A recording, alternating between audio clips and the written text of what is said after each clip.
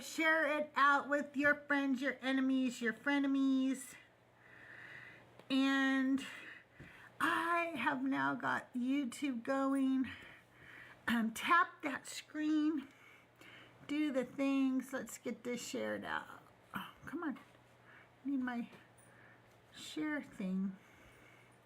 Everybody, I am live. Come and visit me.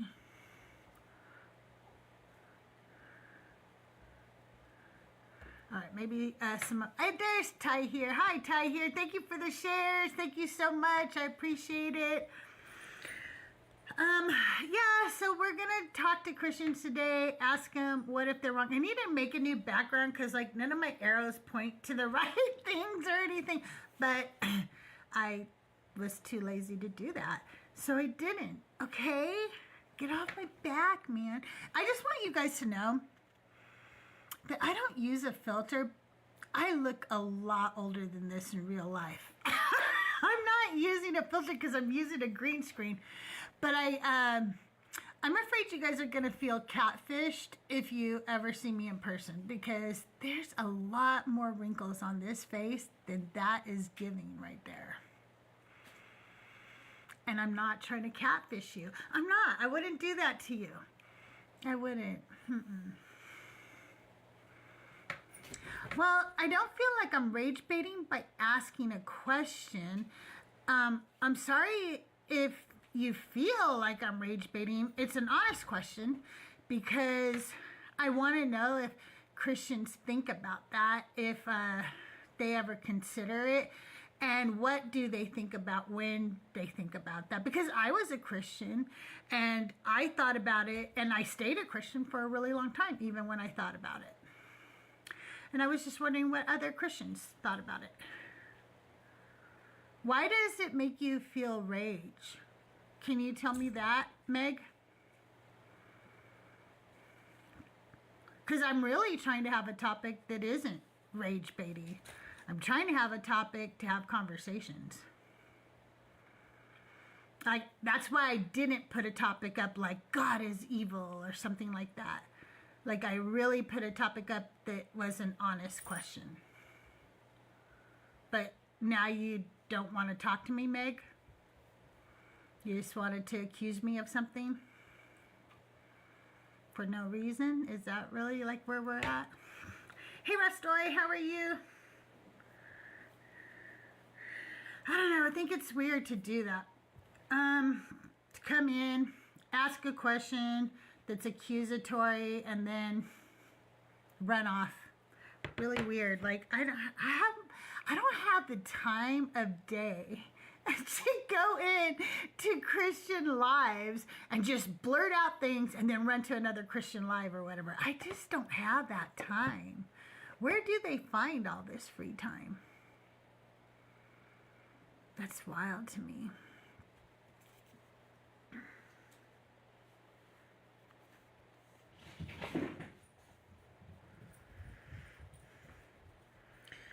Good morning, YouTube. Good to see everybody over on the YouTube.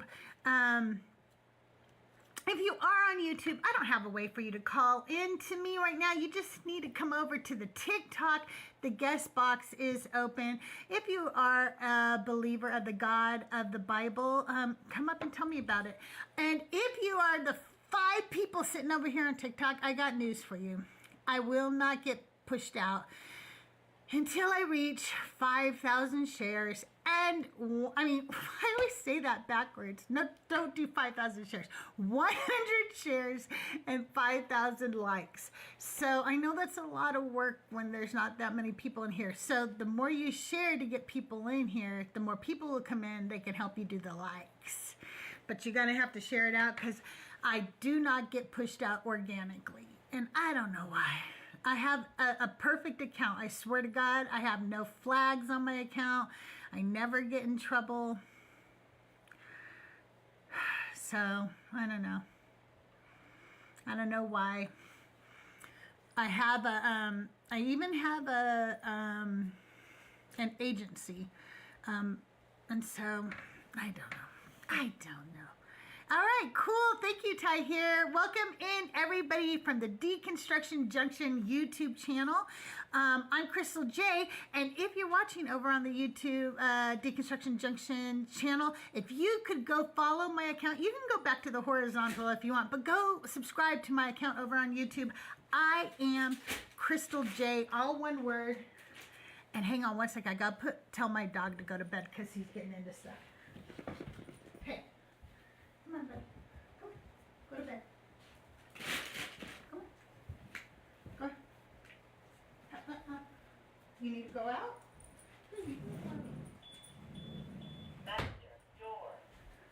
I'll probably have to let him in a minute because he doesn't know what he wants. He just got in trouble, so he thought, oh, I think I want outside. I'm like, no, you don't. You just want to go to bed. Yeah, I think the algorithm is against us fine atheistic folks. I think that is a true statement.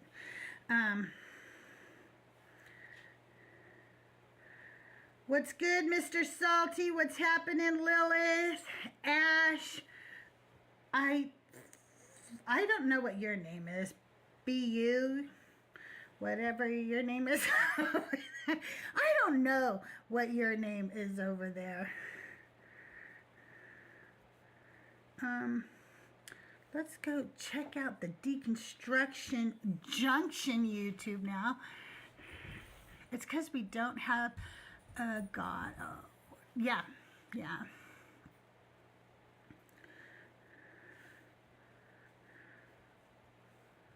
Oh.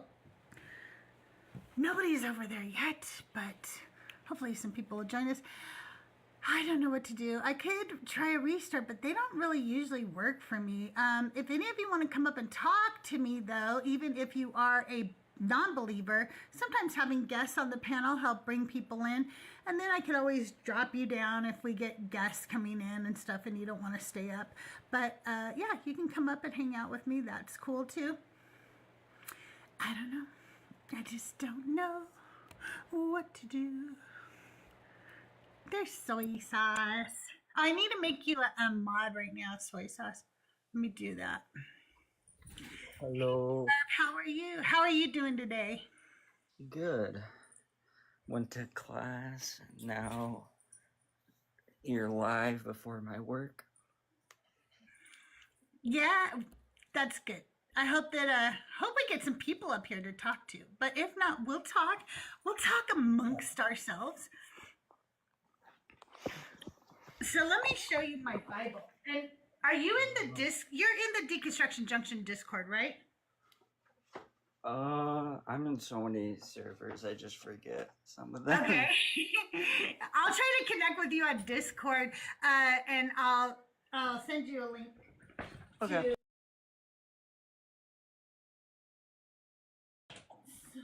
Oh, let me grab my Bible over here.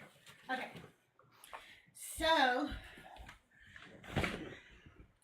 a lot of times I've found recently that when we're talking to Christians, hi Iron, when we're talking to Christians, they give me Bible verses because they think they're giving it to me for one reason, but it actually proves something else. You know what I mean? Like they'll go, yeah. Let me pull up a Bible verse on free will. And then they bring it up and it's like, you just proved slavery. What are you doing? What are you doing? So I'll highlight it then and I'll mark it for myself. But these are all my little tabs. Can you see Wow. them? Yeah. So, and I keep adding to them because what I write on the outside of the tab is just like a little quick thing. Like it'll say cannibalism. So that's all it says. And so if I'm looking for cannibalism, I just look for a tab that says cannibalism and I can turn right to it. Or it'll say slavery, or it'll say no women, meaning that it was, misogynistic. And then like for certain stories like Job, I do put a tab to his specific story, so it's easy for me to just go right to the main story. But my Bible knowledge, I'm not good I used to be when I was younger. I think I don't care enough now is the problem. I used to be really good about memorizing exactly where the Bible said something, and now I just remember what it said.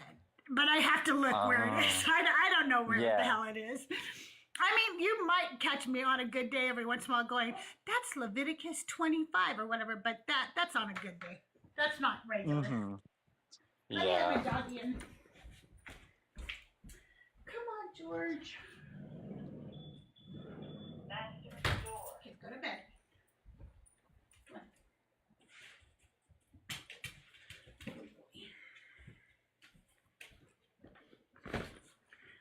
And then, right. what are your kind of like rules for like moderation? Because I've never really been like a mod before.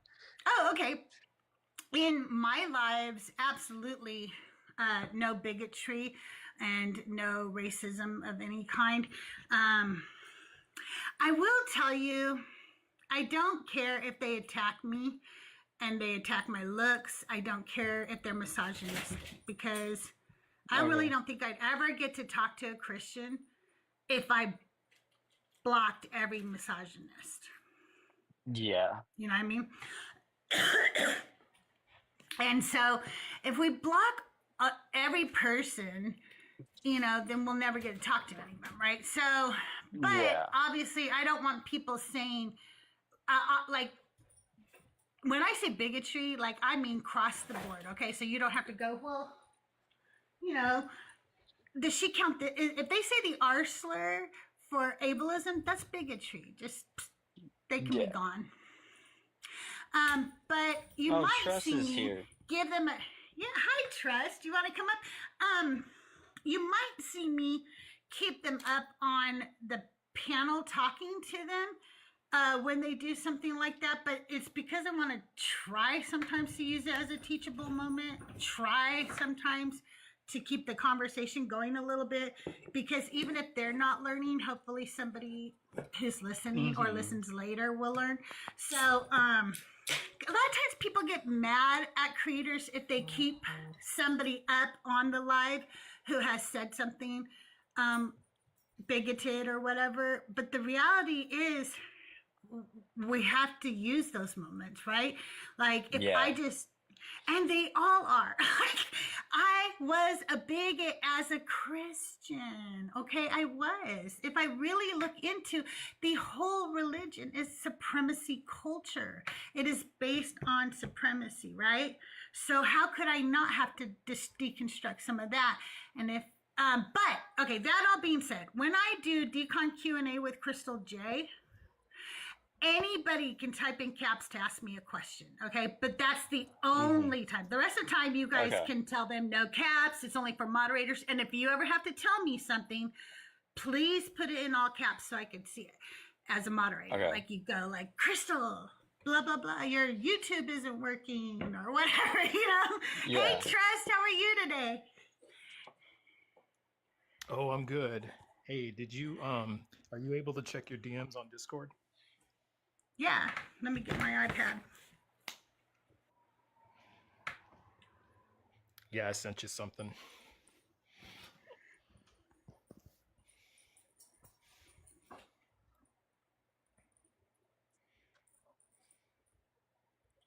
Wow. Yeah.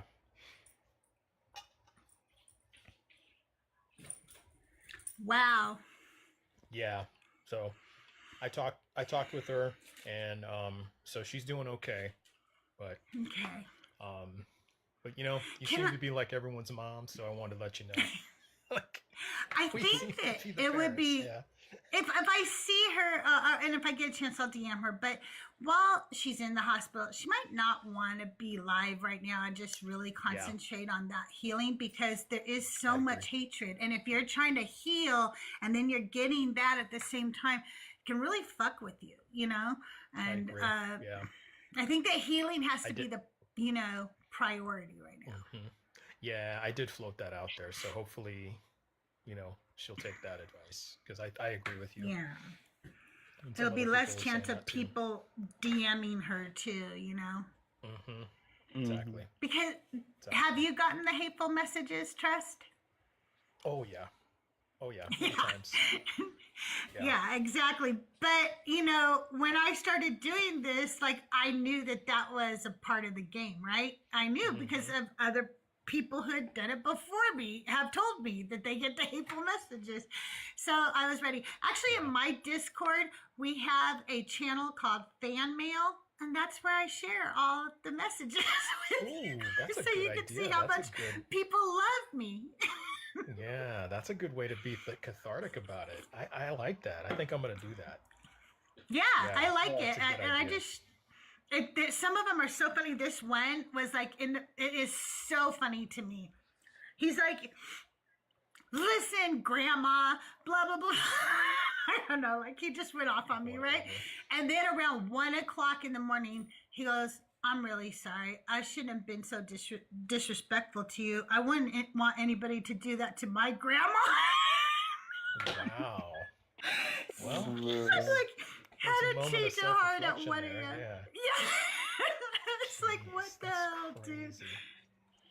That I is love crazy. it too that they think that calling me a grandma is an insult. And I'm like, bitch, that is one of my proudest titles I have ever had in my life. You think you're Exactly. going to insult me by calling me a grandma? I am a grandma, and I'm proud Yeah, of exactly. it. You'll be so lucky to live this long and have a grandchild. You would be so lucky. So, I don't know. Exactly. Well, I get mostly like biblical passages thrown at me, but occasionally I'll get the the unalive yourself DMs. And Yeah. what do we dislike about the faith? Well, we're talking about the people in the faith right now. Yeah. And the bad apples. Yeah. Well, Sunflower, actually today we're talking about what if you're wrong. I don't know if you're a believer or not, sorry. but if you are a believer, that's okay. We just kind of got off topic for a minute, but if you are a believer, we'd love to have you come up and talk to us. I just want to know what you think about it. Like, do you ever think that you could be wrong? Do you ever think like, I wonder if this Jesus character could just be like any other mythological character of his time? Do you ever think that all gods are wrong? Do you ever consider that? Like, I just want to know, because I did as a Christian, and I know what I did to quell those thoughts, if you will. Okay, well, cool. Why don't you come on up and we can talk about it? I would love to hear from you. I would love to know what you do in your moments, like where you have a crisis of faith, because I want to know, like, did I do things differently? Did I handle things differently? Well, that's cool. Come on up and share with us. I'd love to hear more about it.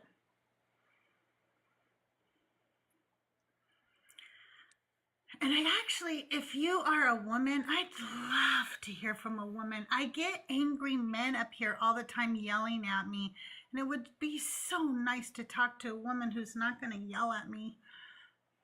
We're not going to yell at you, Sunflower. I can understand if you're hesitant. That's exactly what I'm afraid of. I'm afraid that you're going to come up and yell at me. So it looks like we have the same fear. So I think if we just talk to each other and mute when the other person's talking, we probably won't yell at each other then. Yeah, Soldier, I understand that, except you're wrong, because what if you're wrong and it's a different God, Soldier? Then you will end up in hell. It just won't be the hell of the Christian God. So you're saying that, but then that's not really true. You're assuming that the choices are that there's Jesus or no God. I'm assuming you could be wrong and it could be a different God.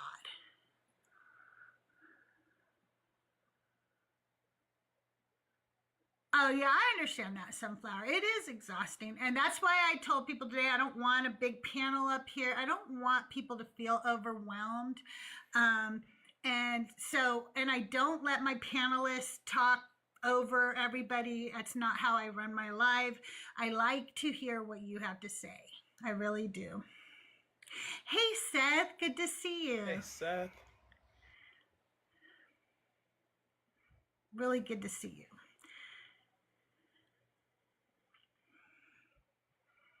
But I understand your trepidation. If you've had some bad experiences on live, sometimes, it can make you feel a little gun shy. I guess I can't say that word. A little pew shy.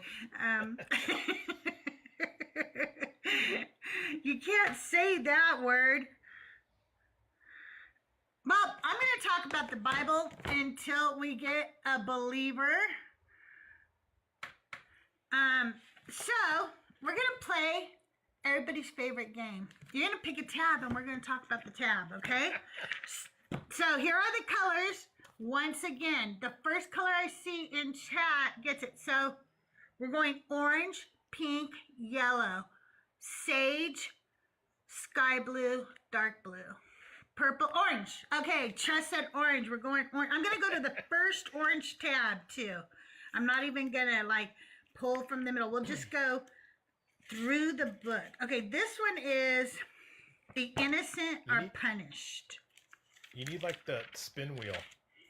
Yeah, I do. Ooh, I should make one. or maybe bingo balls or something like that, Yeah, for sure. That would be fun. Okay, we are going to turn to Exodus chapter 11, verse 4. And a lot of times when we turn to these, just by looking at it, I don't remember it right away. It's not till I start reading it will I go, oh yeah, now I get it. Okay, so I don't remember right now what we're going to do here. But this says, baby killing and innocent punished. Could that really be true? That doesn't sound like the God I worshipped. Okay, let's check. Moses said, thus says the Lord, about midnight, I will go out through Egypt. Every firstborn in the land of Egypt shall die, from the firstborn of Pharaoh, who sits on his throne, to the firstborn of the female slave who is behind the handmill, and all the firstborn of the livestock. Then there will be a loud cry throughout the whole land of Egypt. Such has never been or will ever be again, but not a dog shall growl at any of the Israelites, not at people, not at animals, so that you may know that the Lord makes a distinction between Egypt and Israel. Then all these officials of yours shall come down to me and bow low to me, saying, leave us, you and all the people who follow you. After that, I will leave. And in hot anger, he left Pharaoh. The Lord said to Moses, Pharaoh will not listen to you in order that my wonders be multiplied in the land of Egypt. Moses and Aaron performed all the wonders before Pharaoh, but the Lord hardened Pharaoh's heart, and he did not let the people of Israel go out of his land. So I want to talk about this a little bit because as I read it, it brings back some memories. One, it brings back memories as a kid when I first heard this story. And I remember thinking, very clearly, if God is going to unalive all the firstborns of Egypt, because as we go further on the story, he's going to tell you to put blood over your door, and then he will know not to murder your kid or whatever, schmurder your kid. Why doesn't God know who the first... Yeah, and why didn't he know who the firstborns of Egypt were? Why do we have to mark our doors? Why, if he's all knowing, wouldn't he just know which kids to zap without even having... Why does he need a physical marker? Yeah, exactly. So he's not all knowing. But then, I feel really bad because it took until I was listening to these two guys who go live sometime. Nobody's ever heard of them. Guy's named Schmezzo or something. Anyway, him and his friend Joel or something like that. They talk about this. And for some reason, it never dawned on me until they brought up the fact that it says the firstborn of the female slave. What the fuck did she do? Wow. Why is she Yeah, I missed losing that. her child? That went right by me. Who- That's wild. Why isn't this God big enough and have a big enough knowledge and a big enough heart to say, but every innocent person out there, their child will not die and the Egyptians will be sad or something like that. You know what I mean? Like if he was truly God, he would go, but no slave's child will be touched because they are only doing what they, were ordered or whatever. I don't know. But that slave woman did nothing. She did nothing. And there's If many God of is them. truly, if God is truly all loving, then why does he specifically show a bias towards the Israelites? Oh, yeah, absolutely. Like he hardened the Pharaoh's heart just to send down a plague. Like that doesn't sound all loving. Like maybe No, they were it really bad doesn't. people, but if you're an all-loving God, you shouldn't have any bias towards anyone. Absolutely. Especially Absolutely, if you shouldn't. everyone is your kids.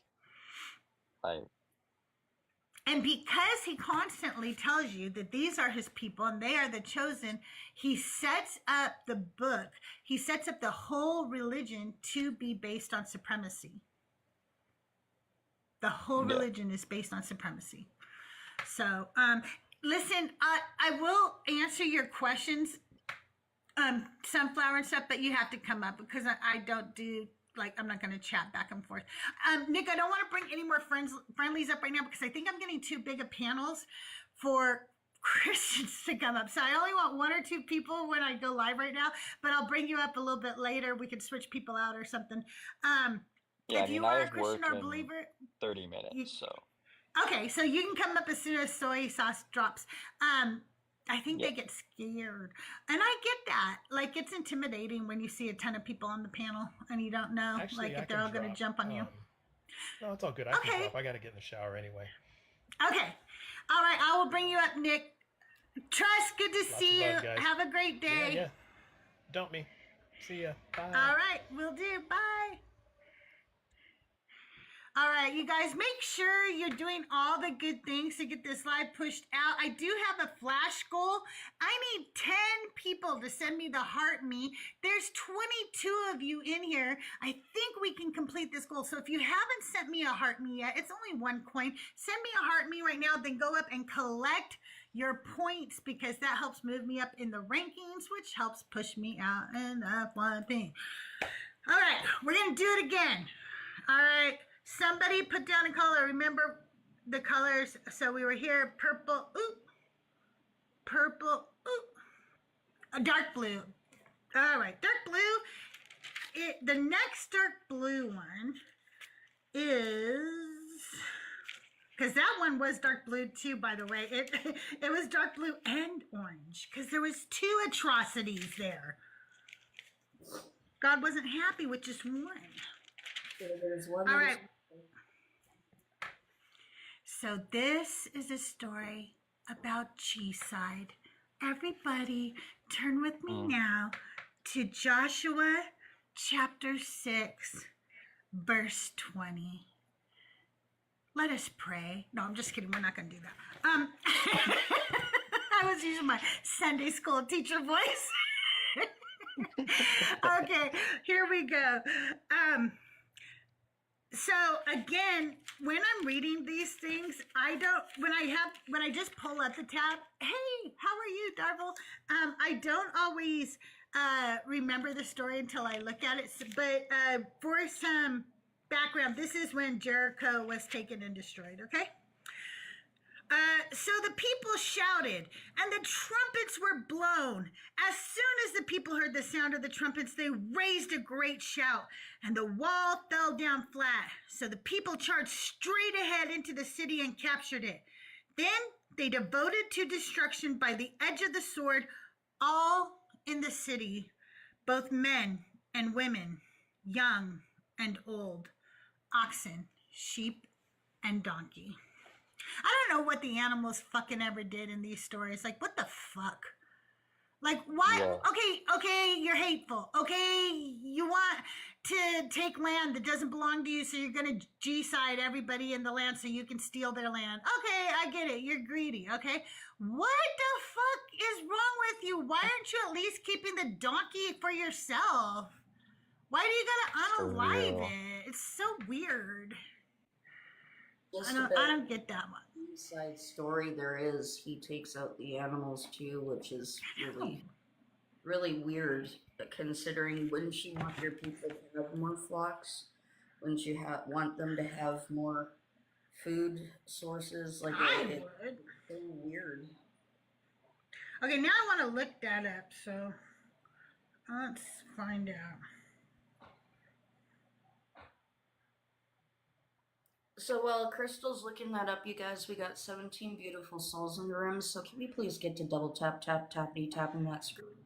Sharing it out to Yeah, at least for 5 real. friends or more, to your Discords. If you don't have a Discord, hit that copy link button 5 times. It helps boost the algorithm. And as well as we have that nifty new repost button under the share menu. So if you look under shares, hit that repost button. And you can also save it to your stories. So that way when somebody's, well, which is going to leave them here. So make sure you're double tapping and sharing it out. Okay, here's what it says. In the ancient Near East, roughly 1200 to 500 BCE, warfare was understood as a religious act. When a people or city was destroyed, their goods, land, and even livestock were thought to belong to their national deity. Fucking weirdos. Fucking weirdos, okay? Destroying everything was a form of sacrifice or purification offering. So when it says that God did not accept human sacrifice, I would like you all to remember that every time he demanded G-side, that was human sacrifice. It was a purification of the land. Yep. Calling that purification is crazy, though. Like, how he sees Right? it like that. Not very eye-loving. All-loving. No. Well, he had to get rid of his siblings' people. You guys missed a really good discussion with Rabbi Hana last night that actually makes it make a lot more sense, to be honest. Oh, yeah? Tell me about it. Yeah. Well, we got talking about the Divine Council when El Elyon was screaming at all his kids that they're a bunch of fuck-ups. Mm-hmm. But then we got to talking because I said, well, who caused the flood then? Was it El or was it Adonai? So then we got talking about it, and what she seems to think the text was saying is when Adonai wanted to wipe out, his quotation mark creation, he was only talking about the creation he had a hand in. So his own creation, not any of his siblings' creations. Wait, say it again? So he only wanted to wipe out what he had made, the people he had made, rather than his siblings' people, right?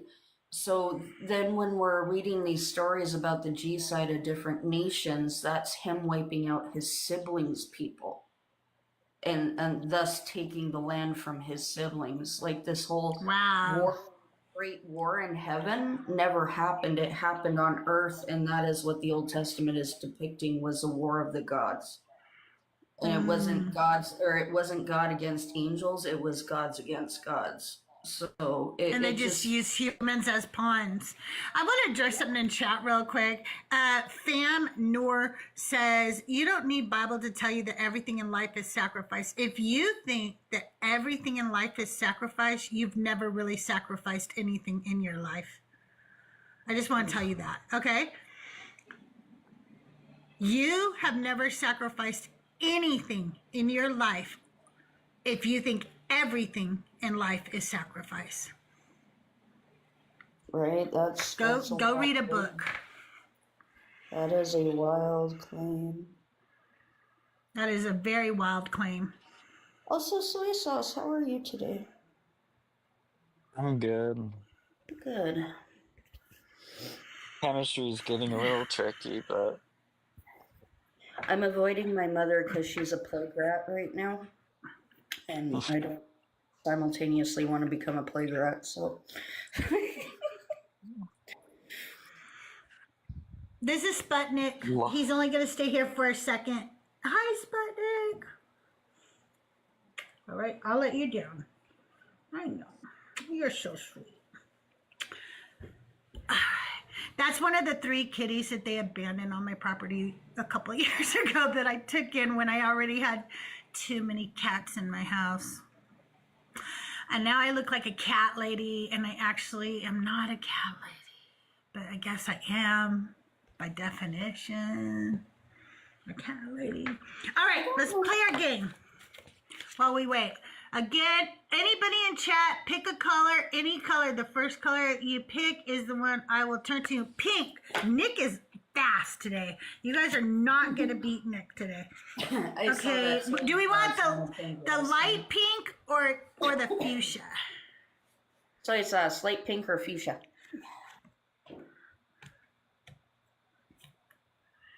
Soy sauce. Light, okay. Soy sauce said light in the comments. Okay, Yeah, so light.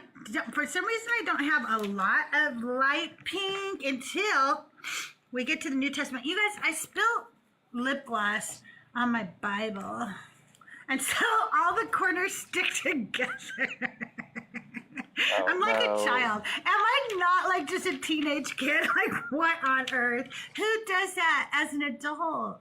You know what I did? I couldn't get lip gloss out of one of those bottles that are roll-on. So I took the roll-on thing out, and I didn't put the lid back on. It was right here. And I kept telling myself, you're an idiot. Put that lid back on. But my brain was like, no, it's fine. And then I spilled it, just like I knew I would. All right, we're going to go to slavery in the New Testament. Because you know how they like to say slaves are not in the New Testament, but they are.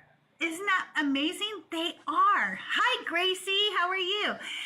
All right, here we go. We're going to turn to Ephesians chapter 6, verses 5 through 9. Slaves, obey your earthly masters with fear and trembling, in singleness of heart as you obey Christ, not only while being watched and in order to please them, but as slaves of Christ, doing the will of God from the heart. Render service with enthusiasm as to the Lord and not to men and women, knowing that whatever good we do, we will receive the same again from the Lord, whether we are slaves or free. And masters, do the same to them. Stop threatening them. For you know that both of you have the same master in heaven, and with him there is no partiality. So, I want to tell you some of the apologetics here, and then we can also discuss. When they like to use this verse to say, see, it says to like be nice to them. No, it doesn't. No, it doesn't. It says stop threatening them. And you know what happens when you stop threatening somebody? You actually follow through. Okay, so if I tell you, if you don't shut up, I'm going to mute you. If I stop threatening you, there's 2 choices. I stop saying it, or I mute you. And so this isn't telling you, what? Yeah, fam noir. Just let them go. They're just giving me engagement, which just pushes out my live. So they're really helping our cause. So I said, they're helping us. I just don't like it when people tell me what to do. Like when I'm literally having a conversation, like answer the question. I'm like, no, I'm not going to answer your question if you're just whining in the comments. Yeah, no. Don't worry about chat when you're up here either. Like, because they're wild. They just go crazy down there. in this, when he's saying stop threatening, he never tells you to stop hitting, to stop abuse, to stop doing any of the things you're allowed to do within the law. He just tells you to stop threatening them, and that can mean a million things. So it doesn't mean you can't still discipline your slaves. And asking a slave to be enthusiastic is just, it's like, what are you talking about, right? What do you mean be enthusiastic? Hi, Jersey. How are you today? I'm great. How are you? Doing well. Are you a Christian or a believer of the God of the Bible, and are you over 18? I'm over 18, and yes, I'm Christian. Okay, so today I'm talking to Christians, and we're just asking them if, what if you're wrong? Do you ever think about if you're wrong? And if you do, what do you do in a crisis of faith for yourself? Well, let's step by step. So a few things. So what if I'm wrong about my faith?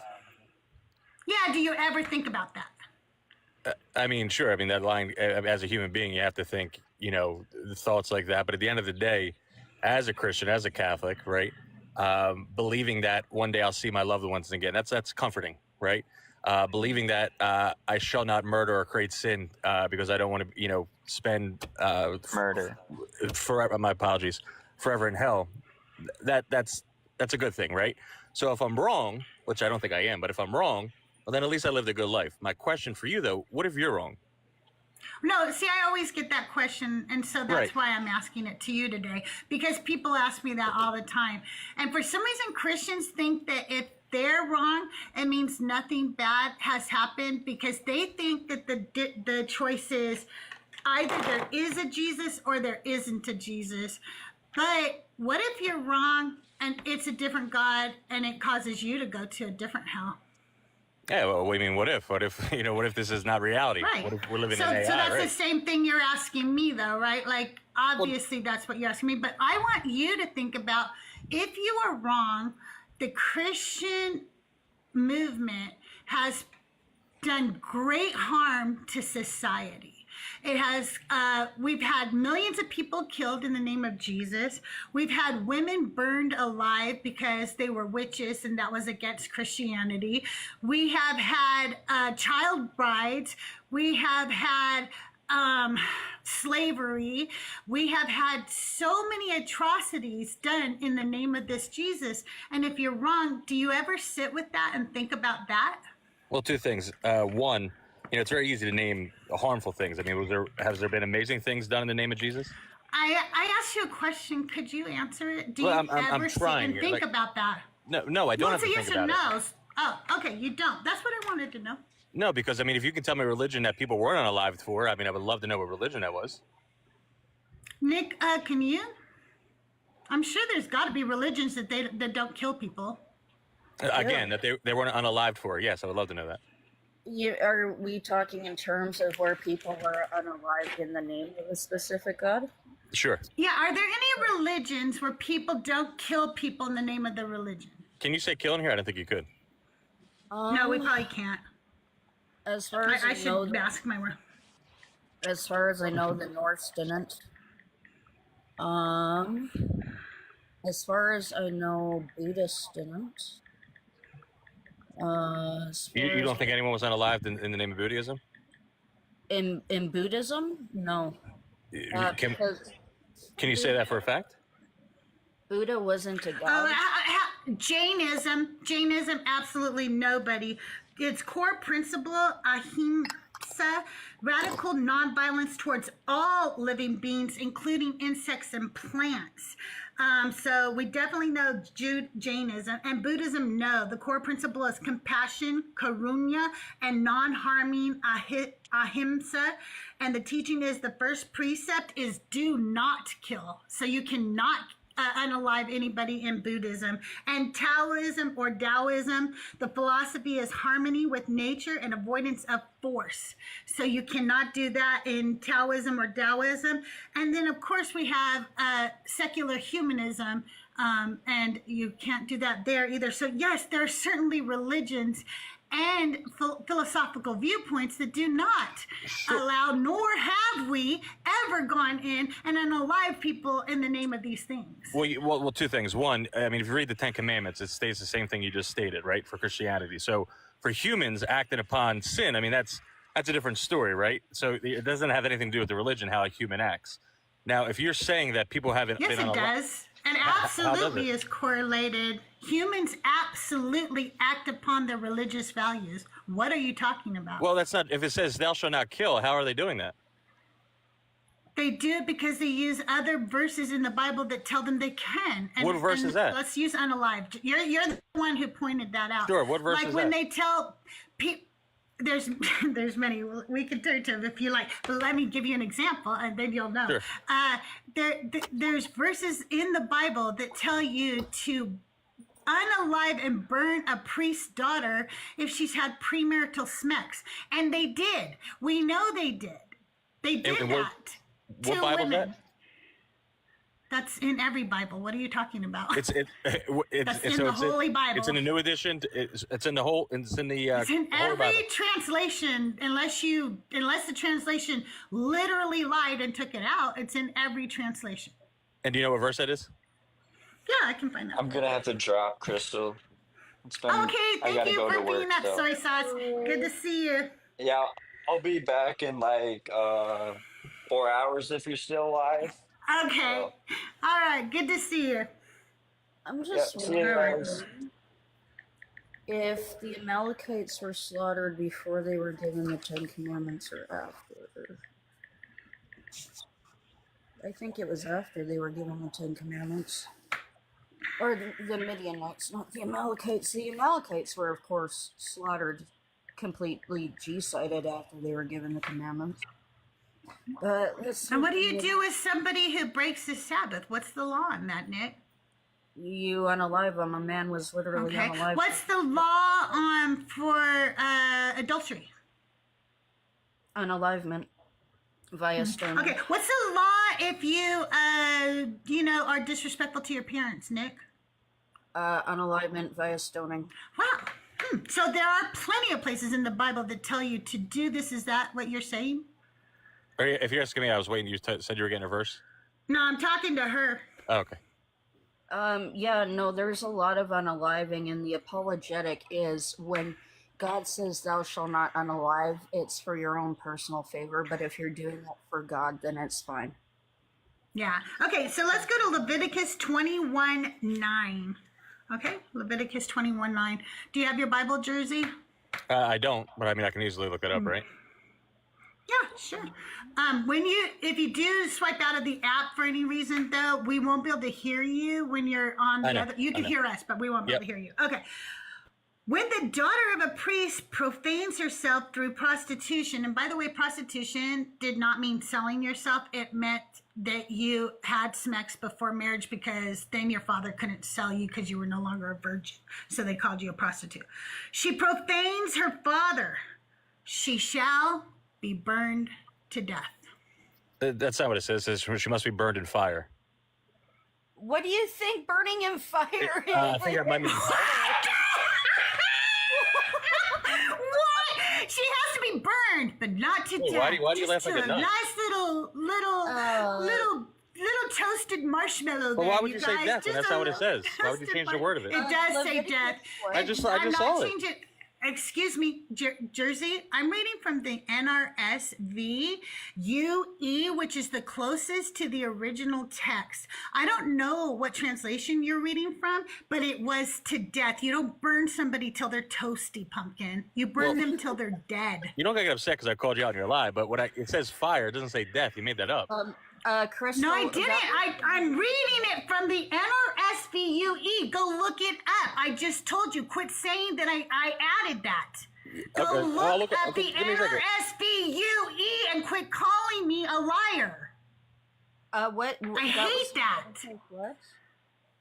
That was Leviticus what? Leviticus 21:9. 21:9. Perfect. Thank you. 21:9. Let me see. I really hate when people call me a liar. I am not a liar. Starbreak, go look it up. You won't look it up because you don't want to know that I'm right. Yeah, sure. So I looked in the King James Bible and it says fire. The only thing that says Right, and the King James Bible is ahead. not the most correct to the original text. So you go to the NRSVUE or you check out the Hebrew for the text, and you'll find that it says to death. Well, well, hold on. There's 14 different Bibles in here that says fire. There is one in the New Living Translation. The NIV is just a easy reader version of the KJV. We're going to But read That's from weird that the everyone Hebrew. says fire except that one. We're going to read from the Hebrew, okay? We're going to read from the Hebrew now. Begins or profanes herself. We're going to, so it start, I can't like pronounce Hebrew words very well, and I don't have one of my Hebrew friends with me today, so maybe Nick could do it. But the literal word for word translation from the Hebrew is, and the daughter of a man, a priest, if she begins to commit harlotry, her father she profanes, profanes, in fire she shall be burned. Okay? I don't know who gets burned in fire and then comes out alive. That's beyond me. But this was until you died. Well, no, you're making that up. No, I'm not making it up. No, I'm not making it up. You're saying burning in fire. I'll ask my Hebrew rabbi friends to come in. Maybe one of them can explain to you that you don't fucking know what you're talking about. Okay, so in the Bible, does it say when you go to hell you'll be burning in fire? Does it say that or no? No, I don't know. Why don't you tell me the doesn't say that. verse? it doesn't. I doesn't said, say that. I don't know. Tell me the verse. But I need to give you a verse for it to say you burn in fire for eternity in the Bible? I don't know. Tell me the verse. Why aren't you giving me the verse? I gave you my verse. Why are you Now getting so give upset? me your verse. I'm just a stranger on Because TikTok. you're not. Because you're not doing it. Like, you literally have asked me 3 times. Every time I've said, I don't know, give me the verse. And I said, I don't know, give me the verse. And I said, I don't know, give me the verse. That's why I'm yelling, because you fucking won't give me the verse. No, but I mean, I'm a stranger on TikTok. Why you get so I emotional? don't care who you are. Fucking, it's exhausting. Dude, do you have a verse Then- for where people sure. burn in hell? Just 1 second. So if you think it's Okay, exhausting, thank you. just 1 second. Could Do you do this to crave attention? Oh my God. Go get Oh my the God. verse. Or do you just cope? No, he's gone. I don't want to deal with the male ego today. It's absolutely exhausting. But I am going to ask Rabbi if she has a chance to come up because, I just would like to hear what the Rabbi has to say about Leviticus. Good morning, Rabbi, or Good morning. evening, whatever. Good morning. What's up? We are talking about Leviticus chapter 21, verse 9, please. And we have a question. Give me a few minutes. It's gonna take me a second. I literally just got up. I woke up, opened TikTok, and saw that you had sent up the bat signal. And was like, okay. Thank you. I'll invite him back up if he can be respectful to you. I don't care if he can be respectful to me, but The he guy just like I it's seen so him while he aggravating. was yelling. He sounded like he was on his period. Well, because he thinks I'm doing this for attention, and that bothers him for some reason. But That doesn't bother me. I mean, that's why you're doing it. The emotions. why are you doing it? I thought we could have a conversation, but if you get nutty, I mean, you're I craving thought we attention. could too, but I So asked here you we go then. 500 times to give me the verse, and all you do is keep talking about me instead of getting me the verse. Right. You said Leviticus I give you my 19. verse immediately when you asked. Immediately when you asked. And Right, then so- I ask you for a verse, and you're like, you don't know the verse? You I don't didn't say you don't know the verse. I never said that. Yes, you did. I'll play it back. No, You what- said, go ahead. yes, you did. You said you don't know that it says that. Yes, you did. You're No, I'm saying you don't think in the Bible it says you burn? Leviticus Okay. 21:9. 21, Rabbi, okay, Leviticus give me a 21:9. second. At least you have a support group on TikTok, so you got that going for you. So You know what? You're not helping. I You're have an Christian, entire life, Jersey, you idiot. Like, what do you think? I have I a very happy life. I can tell you're very happy. he's I rage am very baiting. happy, you not okay? around you. Oh, I can tell. Sir, are you I am. okay? I'm smiling ear for ear. I mean, this is good. Yeah, I know. because You enjoy watching people get flustered with you. Okay. I mean, Yeah. generally, No, I people mean, get it's paid crazy. I mean, but if you're people doing it for get flustered. free. That seems okay. What's that? I didn't hear you. Anyway, here's the question on Leviticus 21:9. The NRSVUE reads like this, Rabbi. It says, Yeah, when tell the me. daughter of a priest when the daughter of a priest profanes herself through prostitution, she profanes her father, she shall be burned to death. Okay, his contention is that the word death is not in like the King James and most other versions. And when I read the Hebrew word for word translation, it doesn't have death. It says, and the daughter of a man, a priest, if she begins to commit harlotry, her father she profanes, in fire she shall be burned. He is trying to say like she wasn't burned to death. Oh, Correct. okay. Well, hold on and let me grab the Hebrew and I'll tell you. The rabbi will tell us. Beautiful. No shit, And Sherlock. That's that's what why I she's do. here, I'm because the I rabbi. invited her. I'm the one who I'm being invited her, sarcastic. It's a pumpkin. rabbi on TikTok. Come on. Yes. I'm a rabbi in real What life. is I wrong just happen with to be on you? TikTok because sometimes I like to be on TikTok. I'm sorry. Did you think You that know, rabbis? real life people what do are we on do? We just TikTok, right? pray all day and read the Torah and that's it. Jersey, something I would Someone's like getting upset and keeps muting me because my Jersey, I I'm not haven't upset. words must be hurt someone's feelings. Jersey. Don't keep muting him. I don't You're want hilarious him to think I have feelings. Jersey, I No, I'm know not. what you're Jersey. Jersey, can listen, Nick say something, please? I know what you're doing. It's called reactive abuse. You say trigger words and you sit there and you poke and you poke and you poke women until they go off their rocker, because then you get to walk away as a man saying they were over emotional and they were unstable. I know exactly what you're doing and you need to stop. So 1 second. It doesn't matter to me if you're a man or a woman, right? That you're the one putting gender in here for some reason. I don't know why. No, you're doing it because There it we're is. women. We're not stupid. You think You can you're be the that- first put- man put that's your- ever put- acted like this? You're an idiot. Okay, can we just not talk about that shit anymore and just listen to what Rabbi has to say and get back to the conversation? Okay. What is coin kita? Kita listen what?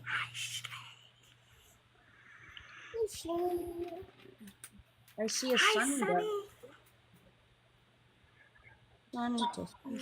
Brad, they ask me that all the time, and I answer it every time they come up, and I'm happy to answer it for you too. But why can't you guys answer the question? Why do you always ask us this question, but you guys won't answer it? You don't think I answered the question? It's weird. I'm not talking Are to you you, Brad? Jersey. Well, Your I name's not answered the Brad. question that I asked you. And you didn't Jersey, answer. your name's Are not you Brad. Brad? Jersey, your name's not Brad. But you're lying again. I answered the question. Jersey, I didn't lie. Did I not answer the question? No, you really didn't, but shut up. I'm not talking to you. I did. Well, now you're lying again, but I did. But You okay. are such a narcissist, Jersey. Shut up. And you're a I'm liar. talking to I mean, here we are. Brad. You're a liar. Okay. Now shut up. We also have a Liz in the house. We have I'm Not necessarily right, Brad. We're not necessarily right. That's why I want to talk with somebody. No, while the rabbi's looking it up, can I ask one question? Or is this like a dictatorship in here?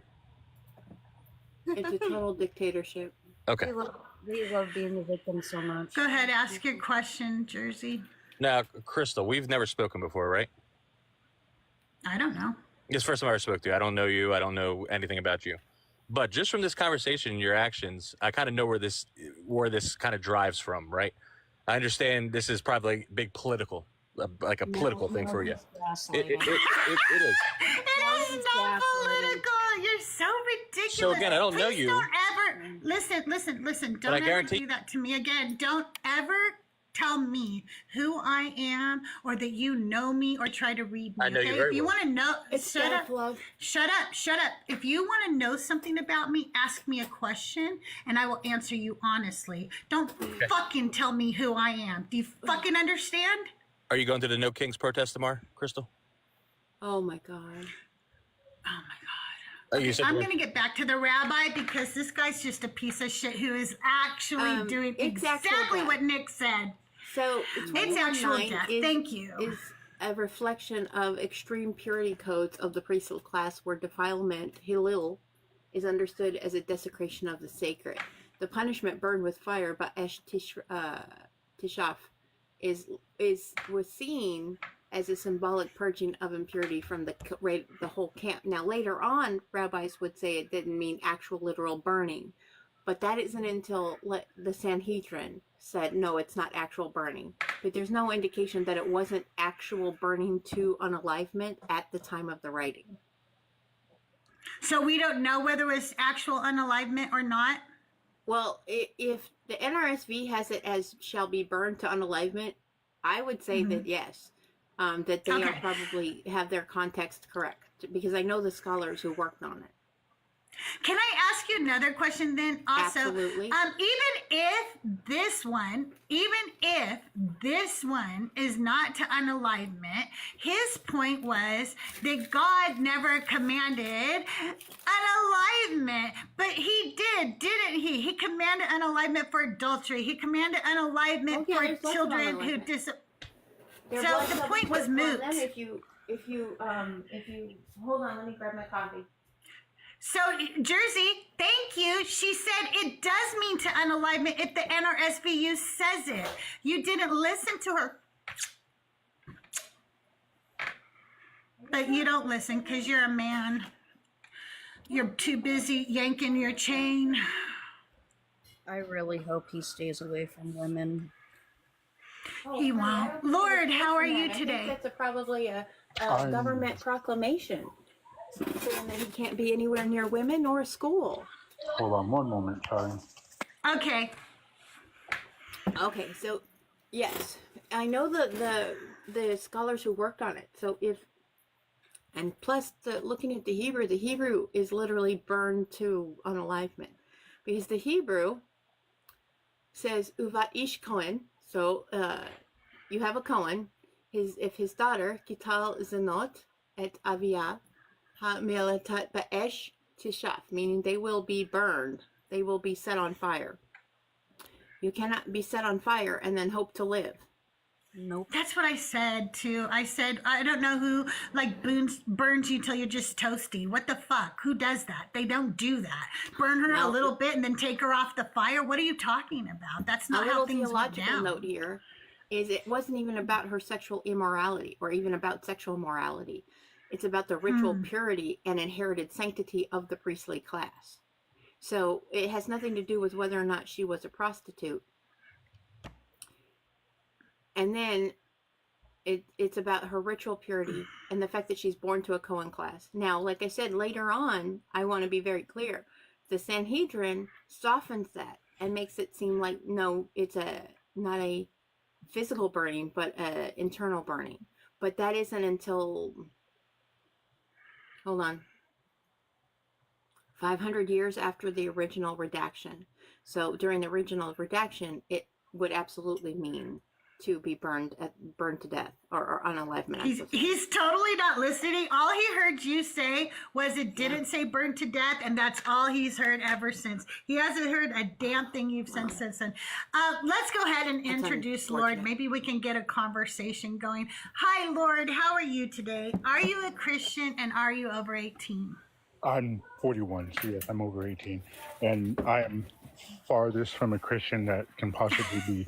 But hi, Rabbi. Hello, my gorgeous friend. Hi, Lord. How are you? I'm doing amazing. I have to walk away from my house because my wife is screaming at my daughter right now. We're having a discussion on the phone, so. Oh, I do want to say something real quick before Jersey leaves. Jersey, I am going to a No Kings rally tomorrow, and I'm going to fucking, think of you the whole time I'm there and how upset it makes you. And just so you know, every goddamn thing is political. And if you don't know that, that's because you sit in a place of privilege, you piece of shit. I'm sorry. Go ahead, Lord. He has a lot of emotions. Are you sure he's not going through, you're sure not going through menopause or something? Could be going through menopause. It's a lot of emotions for a man. Don't you have a car or something to fix, or some other women to make them comfortable? Yeah, why don't you go bow down to your orange Cheeto and go suck on his little orange Cheeto, okay? It's ruined Cheetos for me forever, by the way. It has. I love Cheetos. And man. That's so funny.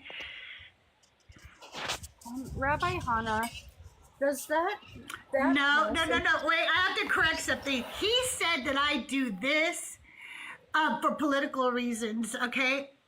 Everything is political is what I'm telling you. So I didn't lie. I just laughed. I never responded to him.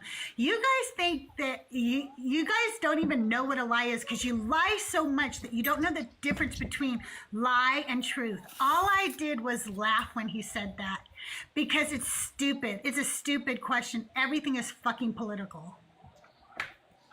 Rabbi, that passage in Leviticus 21, doesn't Yeah, that go? you asked if that goes against the idea of Molech. Yeah. And yes, but it says you are not supposed to pass your children through the flames of Molech. But this is it is considered a different set of laws because the Levites had a different set of laws. Okay. So the only way they could purify that kind of impurity from both her and the land, because remember, land is that other character. Here we have a Levite who is committing prostitution on the land. The land is like, this is disgusting. So the only way to do that is through fire. Okay. Gotcha. Perfect. Thank you. Lord, did you have a question for the rabbi? Is that why you came up? Oh no, me and Rabbi are like amazing friends. I had a question. I had a question for the Christians because I always get asked this question, and Rabbi knows automatically where I'm going with this. I get asked this question by Christian. I'm a pagan. I'm a Norse pagan. I was raised in I'm actually Norwegian and stuff. So I get asked this question all the time by Christians. Like, well, why do you believe in your gods and not believe in, Jesus or the Christian God? Why would I believe in a God where majority of, especially the Bible, when majority of the stories in the Bible are stolen from other cultures? A lot of it is stolen from my culture. The whole story of Noah is stolen from the Epic of Gilgamesh. Why in the world would I follow a Bible that's just completely rewritten from other cultures? And I'm sorry, but my God made a promise, Odin made a promise to get rid of all the frost giants, and I don't see any damn frost giants walking around. Love that. I say that to people all the time, Lord. I'm like, you see any ice giants? No. So apparently Odin kept his word. Yeah. It's true. Well, listen, I'm going to drop you back down because I really want to get Christians up here, and I get too many friendly sometimes. But thank you for being here. We really appreciate you guys. Big W in the chat for Lord. John, are you a Christian, a believer in the God of the Bible and over 18? No, I'm not. I'm not a Christian. I just wanted to come up and let you guys know that the next time a man tells you, is this a dictatorship? Advise him, no, it's a vagina ship. All right? He's got to deal with I will. That's great. And Rabbi, I had a question for you. I was doing research, and there are rules when you're offering at the altar: the east, the north, and the west. I believe the bull is the north. Anything and all the other offerings, and those are all burnt offerings when they offer them, correct? And what is the significance as to where? And all of them, you got to spread the blood around the door and inside of the tent. But the offerings have to be split and placed at various locations on the altar, depending on what the offering is. And I just wanted to find, what is the significance behind that? I can't seem to find any one reason. You know what? That is a really good question that I'm actually going to have to get back to you on because I don't know it off the top of my head. And I would rather just tell you, let me research it, than try to lie to you because that's terrible. Gotcha. And then when you were talking about burnt offerings as far as people, I forgot what the name of the king was that promised God that this would happen, and his daughter was the first one to be in his sight, and he had to sacrifice. Was her name Hedra? Yes. Hedra, right? They don't name her. She doesn't have a name. Gotcha. But and the daughter never gets named. And she was a burnt offering, correct? It doesn't say. It just says that he would sacrifice the next thing that came through the door if God let him win, and the thing that came through the door was his daughter. Gotcha. Because I was under the impression that whenever an offering, a promised offering like that to God was, it had to be a burnt offering. No, it would be dependent on what it is. Now, the land, like if you were sacrificing the land itself, yes, that would be burning. Like I mentioned, the Levitical class has a completely different set of laws to it because of their inherited purity and their inherited sanctification. So they would have a different set of laws than the other tribes of the time. Gotcha. Well, and thank you. You can drop me down. I just wanted to let you guys know that there is such a thing as a vagistate or whatever. I mean, it's not. It's a vagitator. Okay. I will remember that. Thank you so much. You have a good day. You guys, big W in the chat for John. I'm not gonna lie. Ellis, you said you're a believer. Are you over 18? Yes. Okay, so today I am trying to have this conversation, and we're being derailed by weird things that should not be about part of the conversation. All I want to know is, I get asked a lot of times from Christians, what if I'm wrong? Even when I'm asking this question, they'll go, instead of answering it, they'll go, well, what if you're wrong? Okay, and I get that. So I already answer it a lot, okay? I know that if I'm wrong, according to the Bible, because I don't believe, I'm going to hell. I know that, okay? What I want to know is, do you ever think, holy fuck, what if I'm really wrong? What if I really am, okay? Do you ever sit with that for a minute?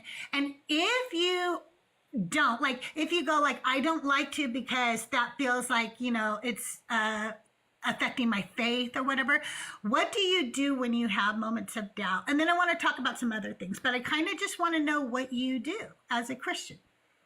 Of course. And honestly, that question of what if you're wrong, that's the entire reason why I believe the faith that I do. Like, that, contemplating that question is what made me decide, okay, this is what I want to do. I know I was raised in it, but now this is me making the decision that this is what I want. And that's because my mom used to work in a law firm as a paralegal. And just to offer some context, I'm a Jehovah's Witness. Again, I know I've been up here before. I think you've met me before. I feel like I've met you before. Okay. I really did. I was like so happy to see you in the box because I was like, I think we're gonna get to have a talk today. I was like, I was so tired of like the ridiculousness, you know. Yeah, and trust me, I'm not going to talk about Trump. You don't have to worry about that. Okay, thank you. But my mom worked at a paralegal. She worked in a law firm, and her boss once asked her, like, what if you're wrong? Because, you know, he's a lawyer. He likes to argue. And he's like, you know, what if everything that you believe isn't true? God doesn't exist, and there's nothing, and that's it. And then, you know, my mom was like, I wouldn't change anything. I like the way I live. I like the way the Bible has impacted my life, and I would continue doing that. And so when she told me that, I stepped back and I looked at my life and I'm like, do I feel like living by the Bible, living by this faith and these principles? Do I like it? Is it like, do I find it beneficial to my life? And for me, the answer was yes.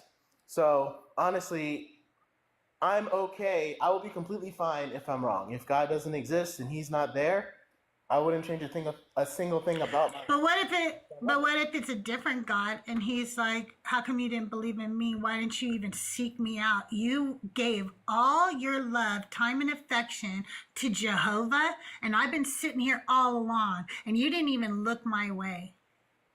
Then I would be in the same boat as anyone who doesn't believe in God or believes in a different God. And yeah, you know, I could be screwed there, but there's no way out of that. Like, not believing at all wouldn't get me out of that because I still wouldn't be believing. And again, according to my faith, even if I love that. something that's not like that we don't agree with, we don't believe that you're going to hell because you didn't believe.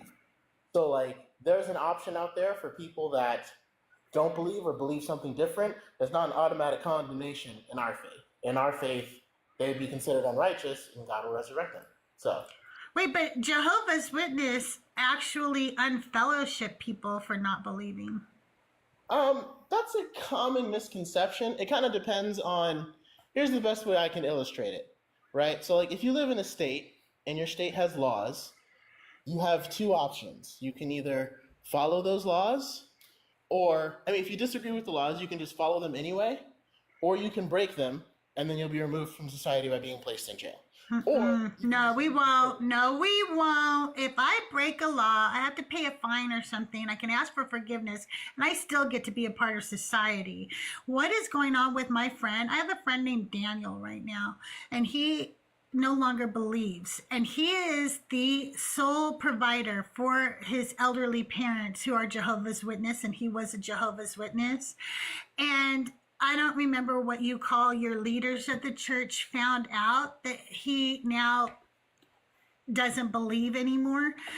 And they are talking about unfellowshipping him, which means he would have to leave the home where he takes care of his disabled parents, and he will not be allowed to provide for them anymore, all because of this faith. This is going on right now. If you guys are part of the Deconstruction Junction Discord, it's in the Discord. He talks about it. I would have to know that exact experience because my own father was disfellowshipped for cheating on my mom, and he didn't have to leave our house. So I don't. Well, they're making him.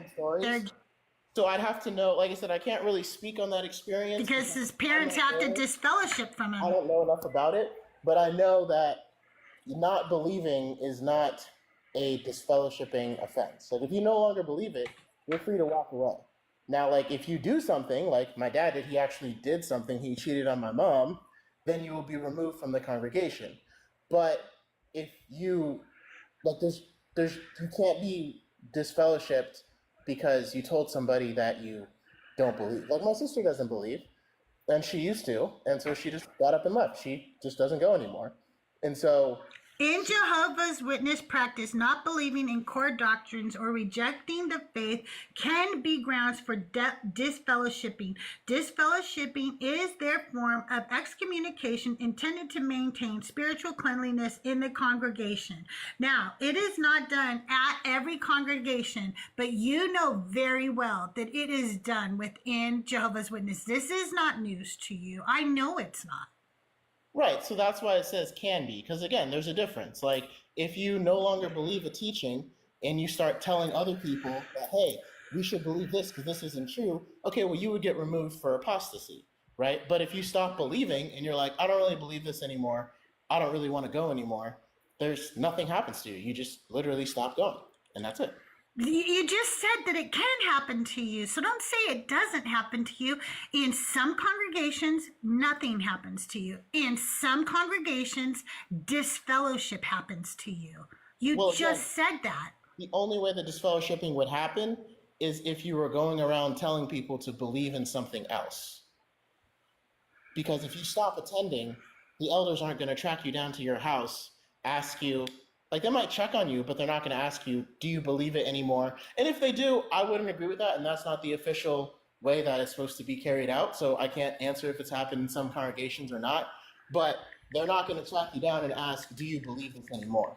Now, if you volunteer and start telling people, I don't believe this anymore, we should all switch to something else, then you would be removed.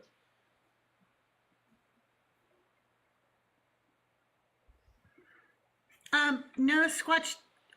You can ask your comments in the question. I don't want to keep bringing up friendlies because it's really hurt my life. I don't get a lot of ops when I bring up too many friendlies, so I'm really trying to limit it today. But if you want to ask the question in chat, I could read it to Ellis. Oh yeah, no, Squatch. Yeah, if you have a question, you can ask me. Well, in the Watchtower, it talks about it a lot. So I don't know. I think that disfellowshipping is a horrible practice for whatever reason you choose. I think that telling family members not to talk to their other family members is cult-like behavior. I think it's disturbing, and I think that it causes long-term effects of the likes we will never know. But here's the other thing I want to ask you. So if you're wrong, have you ever considered the irreparable damage that Christianity has done on society? Absolutely. I think Christianity as a whole has done a lot of damage on society. But you know, you can also say that YT people have done a lot of damage on society, and I don't think YT. Right, we're not going to do a whataboutisms here because I'm not talking about YTism, okay? That's what I'm asking you guys to do. I want you guys to sit with the questions I'm asking you instead of immediately going, who else does this horrible thing? Listen, like how is the world ever going to change if somebody points out something to me and I say, oh, you think us white people have been racist? What about other people? How are white people ever going to stop being racist if we just what about racism? We can't. We have to look at what we've done. And I'm asking you to look at what Christianity has done. Right. Okay, thank you for coming up, Rabbi. I love you. You guys, big W for Rabbi in the chat, please. I really appreciate her. Take care, Rabbi. Nice talking to you. Yeah, no, I would say that I directly look at all the horrible things that Christianity has done, and some things that Christianity has done to people of my faith that are Jehovah's Witnesses. Because a lot of Christians don't agree with us, and I would say that that's horrible. I don't really know what else. Yeah, I mean, I would just acknowledge that that's horrible, and they wouldn't have done those things. So if you woke up tomorrow and you realized you were wrong for whatever reason, something made you know for a fact that you were wrong, and suddenly you are faced with the realization, oh my God, that means all these things that we've been pushing on people, all the laws we've been trying to get passed, all the things we've done, the Spanish Inquisition, all the things Christianity has done, you would just go, wow, that's wild. Or would you want to change the world and make it a better place? Well, I feel like that's what I try to do right now, because I think the Spanish Inquisition was wrong. And I think all those, the other thing that you mentioned, yeah, like laws being passed. Like Jehovah's Witnesses aren't trying to get any laws passed. We don't believe that Christianity should mix with politics at all. And so literally when I go around preaching, like my goal, I mean, like when we preach, like when we try to make the world a better place, our goal is for people to turn to the Bible. And if people turn to the Bible the way that we have, they won't do things like the Spanish Inquisition. They won't be passing laws like Christian evangelists are doing, because that's not what we believe in our faith. Do you think that in a world that we live in today that you can be politically neutral and actually still be good?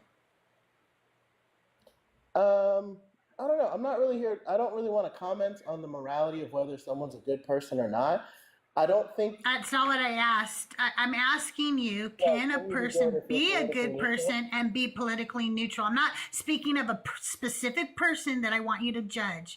I'm asking you, can you really be politically neutral today in the society we live in today and be a good person? Yes, I would say so. All right, Noah Squatch, you had a question. Go ahead and ask your question. Hey, Crystal. And welcome to the panel. Hi. Thank you. As always, I love being here. I love what you're doing. I had a couple things for Ellis. And first off, in no way do I want to make you feel like I'm attacking what you're saying or your background or anything. It does feel a little disingenuous. And so you know where I'm coming from. My father married into Jehovah's Witness and faithfully walked the path for almost 12 years. During that time, like, he got in a lot of trouble after taking me to the meeting hall with the elders. He got in a lot of trouble because I was a non-believer. A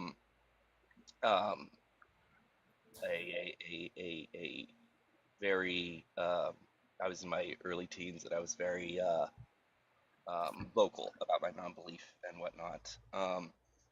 Although I did respect their meeting hall. Actually, funny story. My mother-in-law, after a huge fight, physically restrained me and cut my long Norse hair. Before taking me to the meeting hall that day. Anyway, the reason I say it feels disingenuous is because whether you are of Jehovah's Witness or outside, it's like, really, I mean, like, it's we all know how strict they are about non-believers.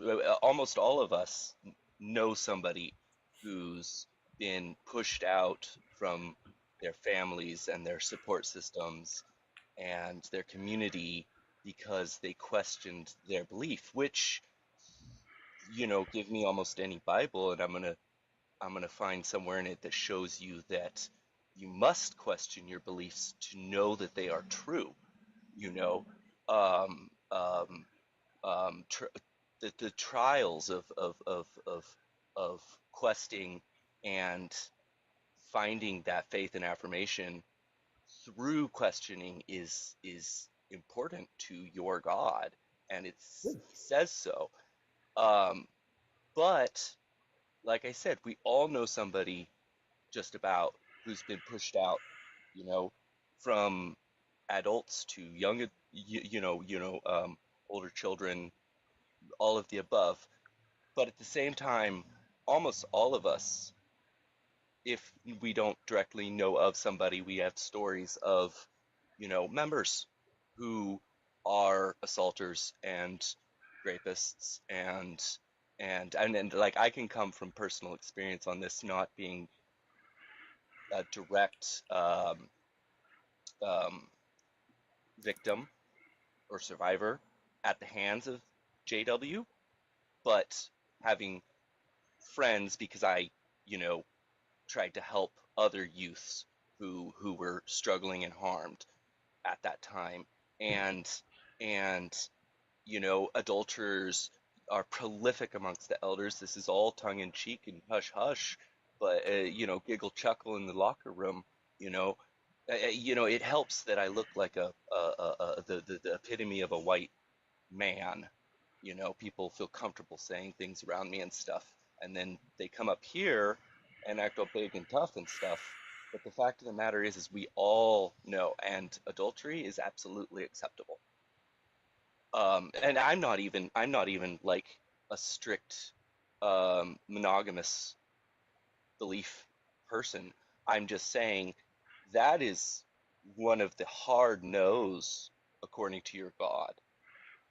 And that is accepted within your church, but this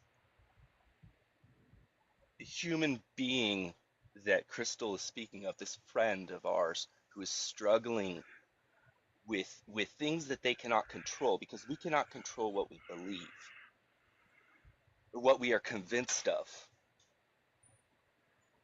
is struggling, and they're losing everything that they have.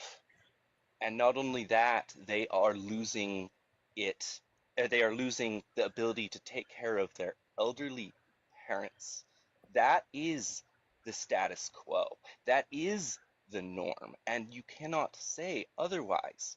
We have, to begin with, we want to talk about whether he's real or not, or any of it's real. We all know where JW came from. We all know about the freaking miracle seed and miracle corn. It's like all the rest. Okay? So it really bothers me for people to come up here and try and justify all this stuff. But the fact of the matter is we're passing up the main point. The more inhumane the problem, the actions, the stronger the church clings to it and tries to justify it. And that's all I have. I appreciate you all, Ellis. Life is such a journey, and I truly hope that you figure this out. It's yeah, and the question real quick, with Christians, what if you're wrong? What if you're wrong? Then I guess that means that an entire lifetime has been spent for nothing, to with expectations of something worth living for later. I'm down here struggling to survive, trying to make my time here worthwhile for people, not a time that I may or may not have. And I do not pray, but I curse and hex and chuckle. I hope that all y'all are wrong, and I hope that I blink out. I hope I don't go anywhere. I hope I am nowhere, because to stand before this being that you bow the knee to, that would be eternal hell. They are disgusting Yeah. and abhorrent, and I will burn in damnation for eternity with pleasure before I bow the knee. The question isn't whether they're real, the question is whether they're worth following. And I'm going to drop off the panel because I'm worked up. But I love you all, and Ellis, I really hope you find your way, whatever it be, and you do well. Thank you all. Thanks for coming up, Noah Squatch. We appreciate you. Big W in the chat. Before you reply, Ellis, Nick, you wanted to say something? You raised your hand. You expect me to follow that? Holy shit. I don't. I know. I don't. I passed to you because I couldn't. Yeah, like the mic was dropped. Like I was just gonna bring up horrible shit from the Jehovah's that I know in my area, including family members, and it's like, well, I don't even. So when I was younger, my cousin, she's Jehovah's Witness, and her sons subsequently became Jehovah's Witnesses too, because that's usually how indoctrination works, and their kids now are also Jehovah's. But I remember when we were young, one of my little cousins went running up to my great-grandmother and said that she was not going to be one of the chosen ones for heaven because she wasn't Jehovah. And my cousin, and this is the curious psychology of it, she quickly grabs my little cousin and takes him to another room to give him shit for saying that to grandma. And it's like, your child was just taught something really bad that he relayed onto his great-grandmother. You know it was wrong, he said it to her, but you think it's okay that this is what your kids are being taught in your church. And the psychology of it is absolutely wild. Fast forward years and years later, he's getting married to a Jehovah woman. And one of his best men cracked a joke at the wedding. It was basically something about smicks before marriage, right? The only people who laughed was a select, like maybe 6 of us who weren't Jehovah's Witnesses. The rest of the hall was silent, and they started glaring at the bride and groom as if maybe they had. Because if they did, every Jehovah in that building would have got up and left and shunned them. There may be things, and this is something Christians gotta remember because I hear it all the time. Well, that doesn't happen in my church, or that doesn't happen in my group. Well, it happens everywhere else. I had 2, last year I was walking home from work. I was already in a bad mood. At the beginning of my subdivision, I noticed there was 2 Jehovah boys at a house talking to somebody. I kept walking. I live all the way down on my block. Those 2 little shites decided to leave that house and follow me home. Followed a single woman all the way down her subdivision, home, all the way up to my stairs. Like, you cannot tell me that this isn't normal for this religion. You can't tell me this isn't what happens because it doesn't happen in your world. It happens in the bigger picture. So, I can't personally stand it when Christians go, oh, well, that doesn't happen in my group. Well, it happened in a whole bunch of other groups. And you guys need to identify that you're not a monolith. And this is real world shit that's happening every single day. And I'm glad it's not happening in your world. I really do like that, Ellis. I wish that more Jehovah's Witnesses were like that. But disfellowship for apostasy is real, and they don't put out the numbers. I've tried to do research on it, but they're very, private with those numbers. However, I was able to find that in like 1996, 500 people were disfellowshipped in Kenya due to apostasy because, if you don't believe like us, then get the fuck out. That's sad to me. But I do want to talk bigger about the picture. So in your religion, do you guys believe that the man is the head of the house because of the scriptures? I don't know a lot about whether Jehovah's Witness use the scriptures, if they use only the Watchtower, if they use them together. Like, I don't know how you guys do that. So do you believe that the man is the head over the woman? Yeah, because we do believe in the Bible, so we believe in the headship arrangement that, according to the Bible, if you want to have a biblical marriage, it would mean that, the man, basically God holds the man responsible for what happens to your family. So... Do you think that has harmed society as a whole? It depends on the man running the family. Like, if he's exercising his headship in a loving... I said society as a whole. Right, society as a whole. But... So talking about one man isn't society. I'm asking you, has that belief harmed society as a whole? Specifically that belief, I would say no. I don't believe it's harmed society. Do you know that women, due to that belief by Christians specifically in the United States, have had laws made against them? It wasn't even until the 90s that women in Congress could wear pants because of Christian values. Oh. Do you know that I couldn't have a checkbook until the 70s because of Christian values?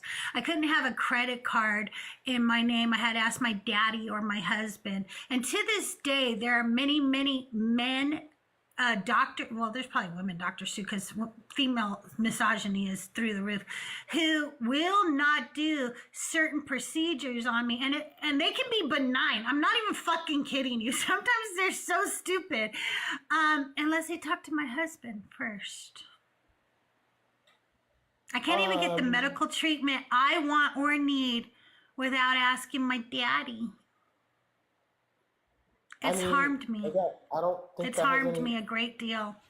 Yes, it does. It does so. They are Christian doctors who believe that my husband should have a say in what I do with my body. It absolutely does have to do with your religion. And why do I know this? Because I was a Christian for 40 years. And when you are a Christian woman, they fucking just come out and tell you that that's why they're doing it, because they know you're okay with it because you're a Christian woman. Do they say it to me now that I don't circle that or write down Christian on my paperwork? No, they won't say it's because they're Christian values now.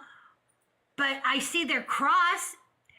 I see the things around their office that tell me that they're a Christian. I can probably even look them up on a Christian directory. And they will show up there. And then I'll be like, oh, that's why he wanted my husband to be here. Because he's a Christian doctor. And he believes that the man is the head of the house. And that I need to get permission to do anything to this body. Because my body is not my own according to the doctrine. Yeah, I wouldn't agree that that's the doctrine. Because in that case, that doctor would also need to apply the scripture that says to mind your business. Because the scripture regarding headship is for Christian. It's in 2 Thessalonians, and it specifically says, mind your business. Like, Christians aren't supposed to put Christian values on other people that don't have them. That's not a biblical I would love to see that one, because then I could use it on some Christians. 2 Thessalonians what? Oh, let me look up the exact verse real quick. All right, awesome. Hey, you guys, while he's looking that up, I have been live for 1:45 minutes now, and we are nowhere near this goal, and there's 40 of you in here. I need to see you guys tapping that screen. So could you guys go get your toy? It's in the left-hand second drawer down. Go grab that little rabbit. Okay, and then put it on your screen and go... and then my likes will go up. See how that works?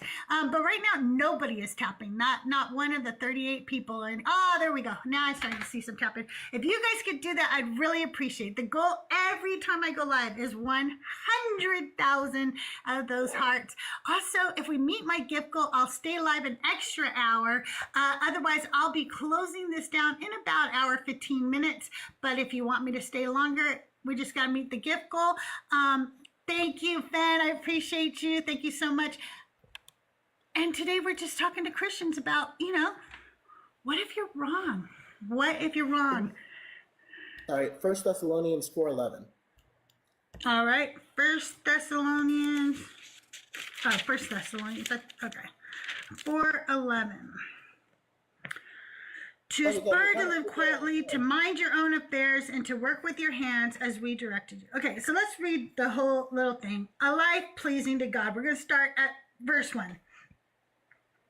Finally, brothers and sisters, we ask and urge you in the Lord Jesus that as you learned from us how you ought to live and to please God, as in fact you are doing, you should do so more and more. For you know what instructions we gave you through the Lord Jesus.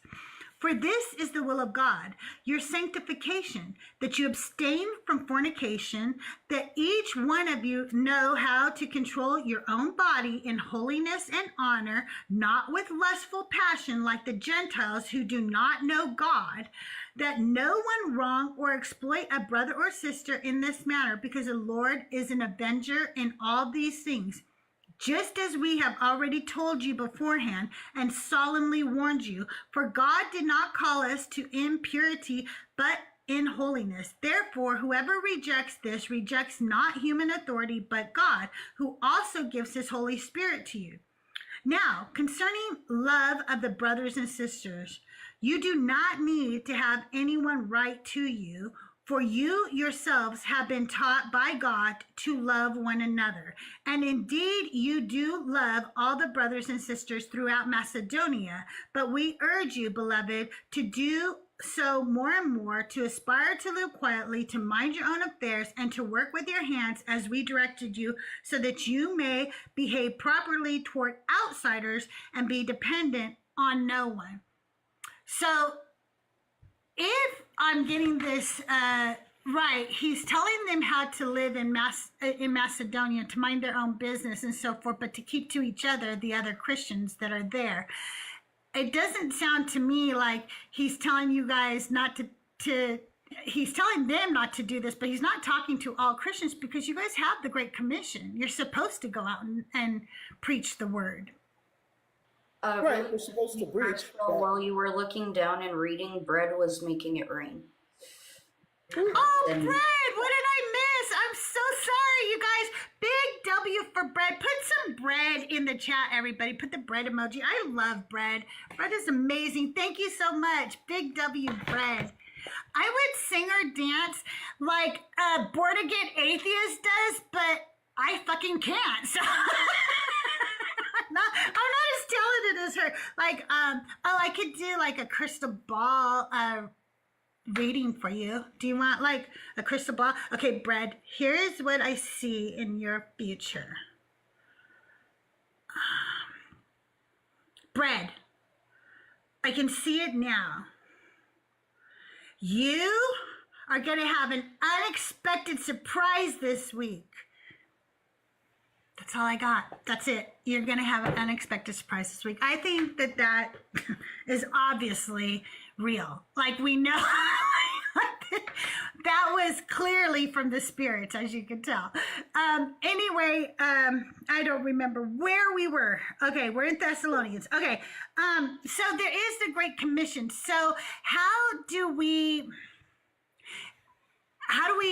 deal with that? Because this says that you guys should, mind your own. But I think that he's talking specifically to them, because where they are, because he says, now concerning love of the brothers and sisters, as you do not need to have anyone write to, as if this was something they had already been talking about, as if this was a conversation that he is directly responding to. And that has nothing to do with the ownership of women's bodies either. Yeah, two things. Right. So we are called to obey the command that men are the head of the household, correct? But the command to preach is not the command to force your beliefs on others. Those are two different things. So I can't go expecting everyone to follow my beliefs when you don't have those same beliefs. That's what minding your business means, not forcing your beliefs on others. As far as Paul speaking to the Christians in the congregation, there's a lot of things in the Bible where the verse is referring to somebody else. Like technically when Jesus said, hey, do unto others as you are to do to you, he was talking to, if I'm not mistaken, it was either the Pharisees or the disciples. But we don't conclude, oh, that means we don't have to do that because Jesus was just talking to the disciples. He wasn't actually talking to everybody else, all the other Christians. It's like, no, it's a principle in the Bible. And the Bible is, well, we believe it's for Christians. If Paul was talking to Christians, if we want to follow the principles of the Bible that are directed to Christians, we're going to follow these principles as well. So I would say but that's not, okay, there are times where he's talking to a specific person or a specific group of people, and no matter how much you want it to be about you, it's not. Like when he's talking about, hey, I've got this, you know, like we have this slave or whatever, and I'm thinking of sending him to you. He's not talking to you. That was a real thing happening at that moment. And you could insert yourself into that situation. But honest to God, he wasn't talking to you. And it wasn't meant for all time. It was literally about a specific person at that time that he's asking, like, what do we do about this, okay? But I want to go back because you were saying that, like, they don't get this from the Bible. But here we go. We're going to go to 1 Corinthians 7, 3, and 4. The husband should give to his wife her conjugal rights, and likewise the wife to her husband. For the wife does not have authority over her own body, but the husband does. And likewise the husband does not have authority over his own body, but the wife does. And let me make this very clear to you. My husband has been asked about consent when it comes to my body. I have never fucking been asked consent when it comes to my husband's body. No. Even though it says that right there, that his body is mine too. Not one doctor has ever said, is this okay? You know what? I'm going to tell you a few stories about just what a fucking misogynistic world we live in due to this book, okay? And yes, I believe specifically my world is misogynistic because of this book. Is there other misogyny that exists in the world because of other things? Yes, but I live in America, and it is primarily this book that has caused this, okay? So I wanted to go to AAA one time because I wanted to check out their roadside assistance shit that they have, you know, because people always are like, oh, I got AAA. If your car breaks down, I can, you know, tow your car or whatever. And I was like, all right, let's go check out AAA. Actually, I didn't want to. My husband wanted to. He kept telling me, let's go to AAA, let's go to AAA. So yeah, it's like when I do his voice like that. Let's go to AAA. That's how Doug talks when he's being an idiot. Anyway, I go, okay, let's go to AAA. So I make an appointment. This voice leaving my name. Okay? We show up to the appointment. I sign in for us. I do that. I write on the sign-in sheet, Crystal and Doug, and then our last name. Then they called Doug. So even though my name was first, they said, Doug, he's ready to see you now. That was the first red flag. Then we went back to talk. And at the very beginning of the conversation, my husband made it very clear to the gentleman that he was really talking to me because at the time I did the budget on our house. So it would be me who would make the decisions. And the entire time he talked to my husband. And then at the point of signing for insurance, he said, oh, and we can let her be on it too. He's going to let me be on the insurance. Isn't that sweet of him? He was going to let me be on. Do you know I got up and walked out immediately? What the fuck are you talking about? I made this appointment. I signed in. I am the one who makes the decisions when it comes to the finances in this house. And you fucking still sat there and talked to my husband as if I wasn't even here. And then you're going to let me be on the paperwork. It happened at the car dealership too. They didn't like it that I was telling my husband to walk out because I didn't like the deal. They did not like that at all. I was telling him, nope. Get up. This is we're not paying this price for this car. Okay. They did not like that. So when I went to the bathroom, they literally said to him, she doesn't have to be on the paperwork. And he goes, what?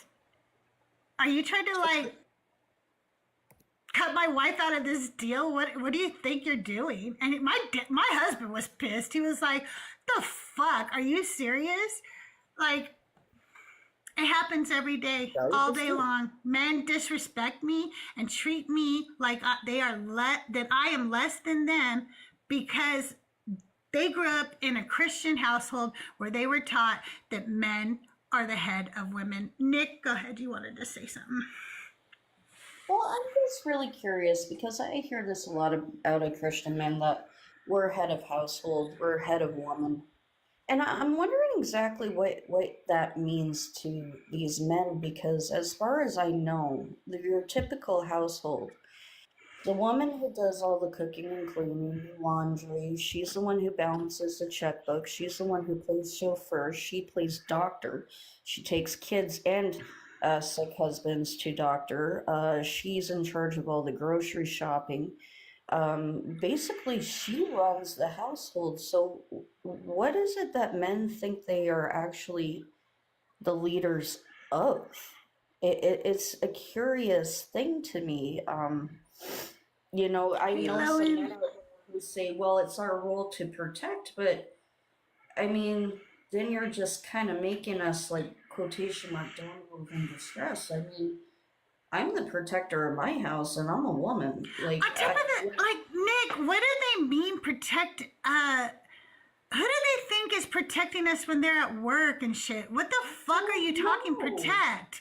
And if I'm the closest to the pew, guess who's gonna protect you, motherfucker? It's gonna be me because I get to it first, and now I'm the one who's got it, and I'm gonna protect us, okay? But what are you talking about protect? What do you think happens when you're not around? You think I suddenly don't know how to handle myself and all of Earth's, enemies are gonna get me? I don't need a man to protect me. I need a man to stand beside me and be my teammate. I need all men to do that. Mrs. Sapphire says emotional leadership. I mean, men. I don't need him for emotional leadership. No, they have. They're emotional. If men could handle their emotions, we wouldn't have wars every day. If men could handle their emotions, we wouldn't see a Cheeto who's in power tweeting in all caps. What are you talking about? I don't need a man for emotional leadership. And I don't need to be his emotional leader either. I need him to be my equal partner. And to look at me like I am exactly as good and great and wonderful and strong and brilliant and smart as he is. But he doesn't see me that way because this religion says that I'm less than. From the very first page to the very last page, I am not equivalent. My ex-husband's definition of emotional leadership was telling me to calm down. Like, I don't know what this emotional leadership is. Well, and to be provision again, you're making it sound like we need to be financially dependent on men. We don't. Let's not keep talking though to chat. Let's talk to Ellis because we can bring Sapphire up in a little bit and she can tell us more. I think she's in the guest box, or she was earlier. But let's talk to Ellis because he is up here and I want to give him the attention. Your Angel over on YouTube says my dog protects our household. Yeah, George protects me. George is here with me all day long. But I don't need a man to be the head of me. And I think that religion saying that has harmed women irrefutably. Like we cannot repair the damage. And because of it, women were not allowed in science, technology, engineering, mathematics. And because of that, we will never know all the advancements we would have had as a society had we allowed women to be a part of the science, technology, engineering, and mathematics fields. We are only just now doing that in the world in general. So I just think there's been a lot of harm, and I just don't think Christians spend enough time thinking about that and thinking about ways that they can undo the harm that this religion has caused. Well, I mean, I feel like, again, to me, the difference is, like you just said, you don't agree with that passage. Okay, you don't have to live that way or go by that passage. That's my entire point. In my faith, we don't expect everybody to go by the passage. But like for my wife, this arrangement works. She wants it. But it's ruined our whole society. And women like your wife are internally misogynistic. And that has harmed society. Thinking that women fucking be below a man is fucking harmful. It's harmful for the woman. It's harmful for your children. It's harmful for you because you have a burden put on you that is completely unfair in any society. I don't know what word I'm trying to say, but it's completely harmful. And here's why. Men have been put on this burden on them that they have to be the providers. If they didn't have that burden on them, so many of us women would pick that up and help you. But we're told we can't. Men have been told that they shouldn't show emotions, that emotions means that they're unstable, that they can't handle things. And so men have a hard time crying. They have a hard time dealing with anger. They show rage instead of appropriate amounts of anger on the whole. And we know that this is harmful to both men and women. They have higher blood pressure. They unalive younger.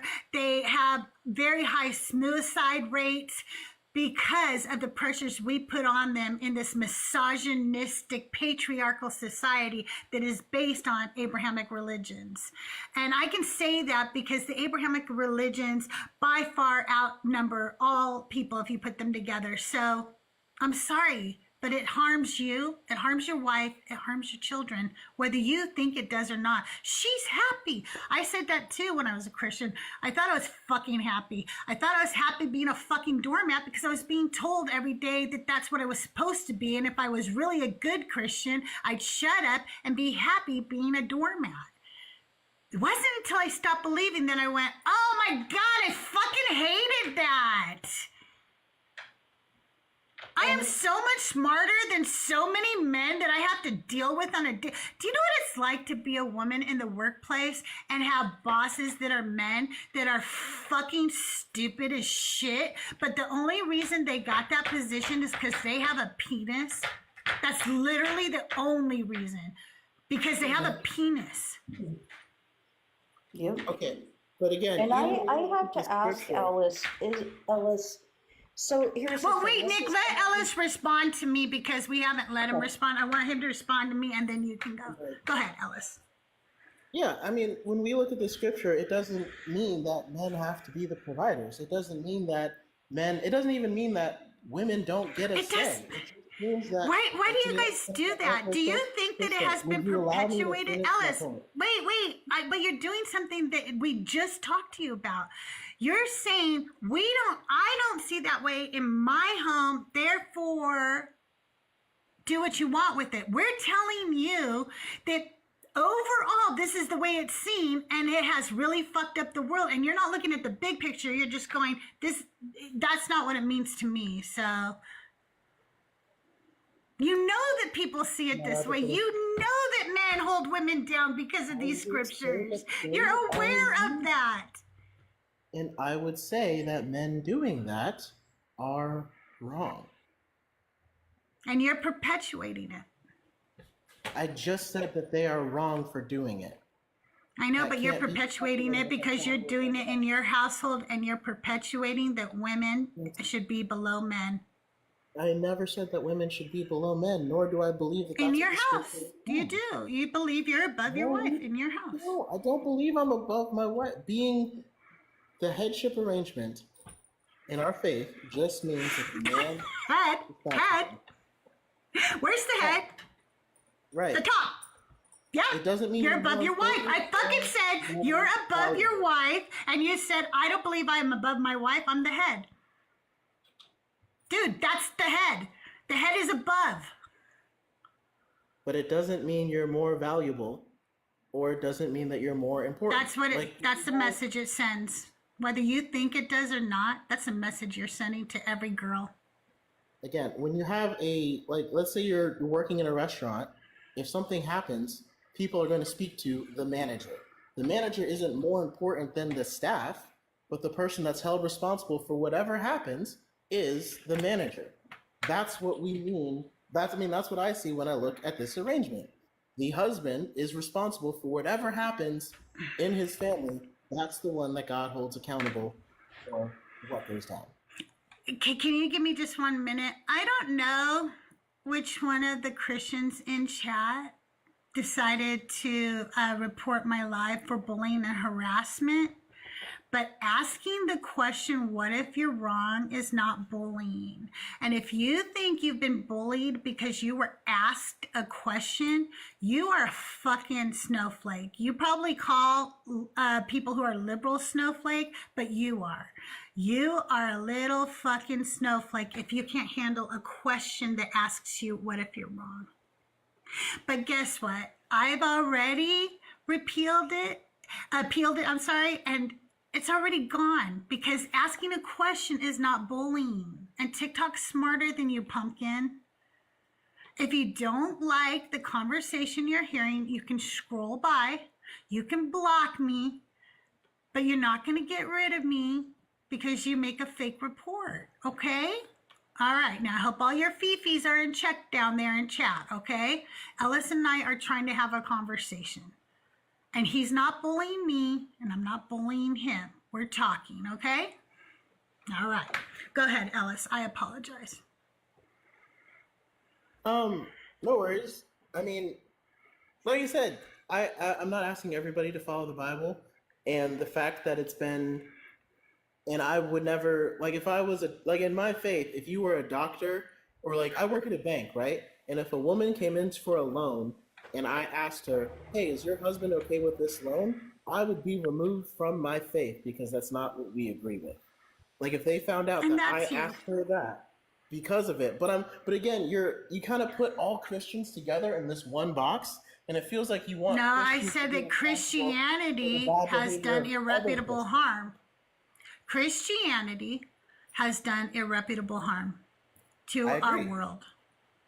Okay, and that's what I did. And when you told me you were Jehovah's Witness, I have strictly looked at your way of believing and the scripture. I have not put you in a box. I looked up things about Jehovah's Witnesses to make sure that I didn't lump you in with, say, evangelical, Baptist or something. So that's not true. I did not do that to you. I literally looked up. Sorry, Crystal, you just gave me an example of misogyny from going to the doctor who wouldn't give you a treatment without speaking to your husband, and that doctor has nothing to do with Jehovah's Witnesses. Alice, again, I said Christianity as a whole has harmed our entire world. So when I told the doctor story, that has to do with Christianity as a whole, not you and not Jehovah's Witness. I didn't go, Ellis and Jehovah's Witness made my husband have to be asked this question. I did not do that. I said Christianity as a whole. Okay, now hang on 1 minute. I want to introduce the other people on the panel. Mrs. Sapphire, how are you today? And you are over 18, if I'm not mistaken, because we're in the Discord, right? Yeah, I'm 24. Thank you so much for having me up, Crystal. Hi, let me say hi to the other people, and then we'll get with you. Lowen, hi, how are you today? Good to see you. I'm doing good. How are you? Doing good. I feel like we got the band back together today. We got Liz and Lowen and Nick and me. Okay, hey Liz, how are you? How are you? Doing good, doing good. All right, we're gonna talk to Mrs. Sapphire for a minute, and then let's make sure we take turns because I'm having a lot of people up here makes me nervous with my being neurodivergent and stuff. So be really respectful. If you don't know whether you should talk or not, raise your hand in chat, and I will try to call on you when we get a minute. Okay, Mrs. Sapphire, are you still a Christian? Not really. It's complicated. Basically, it's like I'm agnostic in terms of like the belief of God, but I still do agree to live a somewhat Christian lifestyle for the sake of my family and for my husband. So, but I think that's okay because that's my choice. I wouldn't say that anyone else has to do that. So, yeah. Okay. And so when you've been kind of deconstructing for a while now, and and like you said, you kind of maintained a lot of the Christian values and disciplines because you are married to a Christian. When you were deconstructing, what kind of things did you think about when you thought, "What if I'm wrong"? Do you remember some of the thoughts you had? Yeah, I was kind of in the mindset of it was hard for me because like I went back and forth because I remember that you and I actually had a conversation because I thought if Christianity is not true and God doesn't actually exist, then it means that like all the time that I have with my family is not infinite. It's going to like finish one day, and I need to like really value all of the time that I get with my family. But on the other hand, that also means that people are not going to be like burning in hell forever, which is like that's a good, that's way better. So yeah, that's kind of what sometimes I I have death anxiety. I think a lot of that stems from being indoctrinated as a Christian. And when I say I have death anxiety, I need you guys to know that is my number one form of anxiety. It is crippling. I live with it every day. If you have crossed my path and we have become friends in any way, I assure you, you have died in my thoughts a million times, and I have mourned you a million times already. You have no idea how many tears I've cried, and you're still here right now. But that is a real thing that happens to me. When I first realized how bad it was, I thought it was normal. I thought lots of people just thought about people dying all day, every day, and couldn't fall asleep at night because of it. I thought that was just fucking normal. I'm telling you, my anxiety about death, and it's not like the fear of the unknown. It's just never seeing you again. It kills me. It just kills me inside thinking that. So Absolutely. I've learned some techniques. I've learned some things that have really helped me. One, if you're my fam, I realized that you're a part of my DNA. You're a part of who I am. And so I'm never really going to have to say goodbye forever because you're literally a part of who I am. If you're my husband, I have my children and my grandchildren to look at and see every fucking day. Every time they do something, it's going to remind me of you. But for those moments when that's not good enough, because there's moments with this anxiety where it is really, really not good enough to think that, I love to think about the fact that there could be an infinite amount of universes out there. And in that infinite amount of universes, there's another one with me on it, with my same family, my same friends, and we're all happy. And we're all alive, and we're all safe. Because infinity means everything is possible, right? So I like to think that. Do I really 100% believe that? No, I don't fucking really 100% believe that, but it's a nice little thought that helps bring me down from my anxiety. And the other thing I like to remember is that when I pass away, I'm going to become stardust again. One day, I'm going to be stardust again. And that's eternal. Like, that's more cool to me than worshiping God for an eternity, is to become a star again. Nick, you wanted to say something. What did you want to say?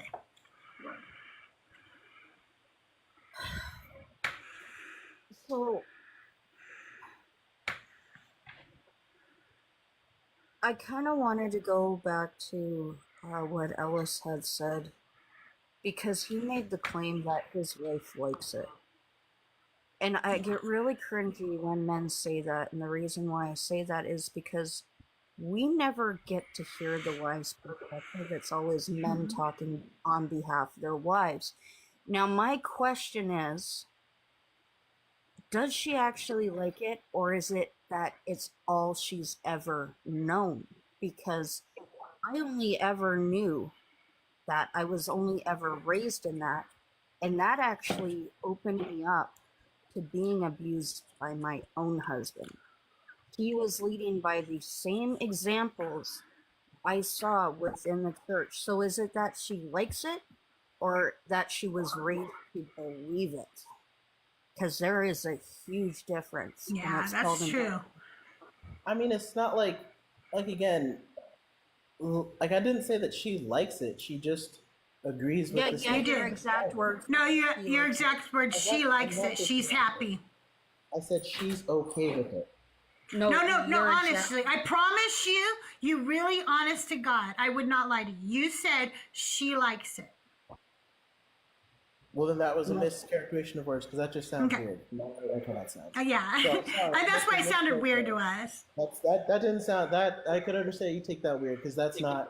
Okay. She doesn't. I don't come home from work and she's not like, "Hello, Master Daddy. It's so great to see you." That's not how it works. She just agrees with the standards that's set in the Bible, and we both try to live by it. Okay, but is it because she was groomed and indoctrinated into believing that? Or is this something I mean, came around? she just got baptized before I knew her. So, I mean, I didn't tell her to believe this. Someone convinced her that she should believe this, and she agreed. Okay, so you just said that someone convinced her to believe it, so she was groomed and someone indoctrinated. convinced me to believe it. Everybody was convinced to believe something.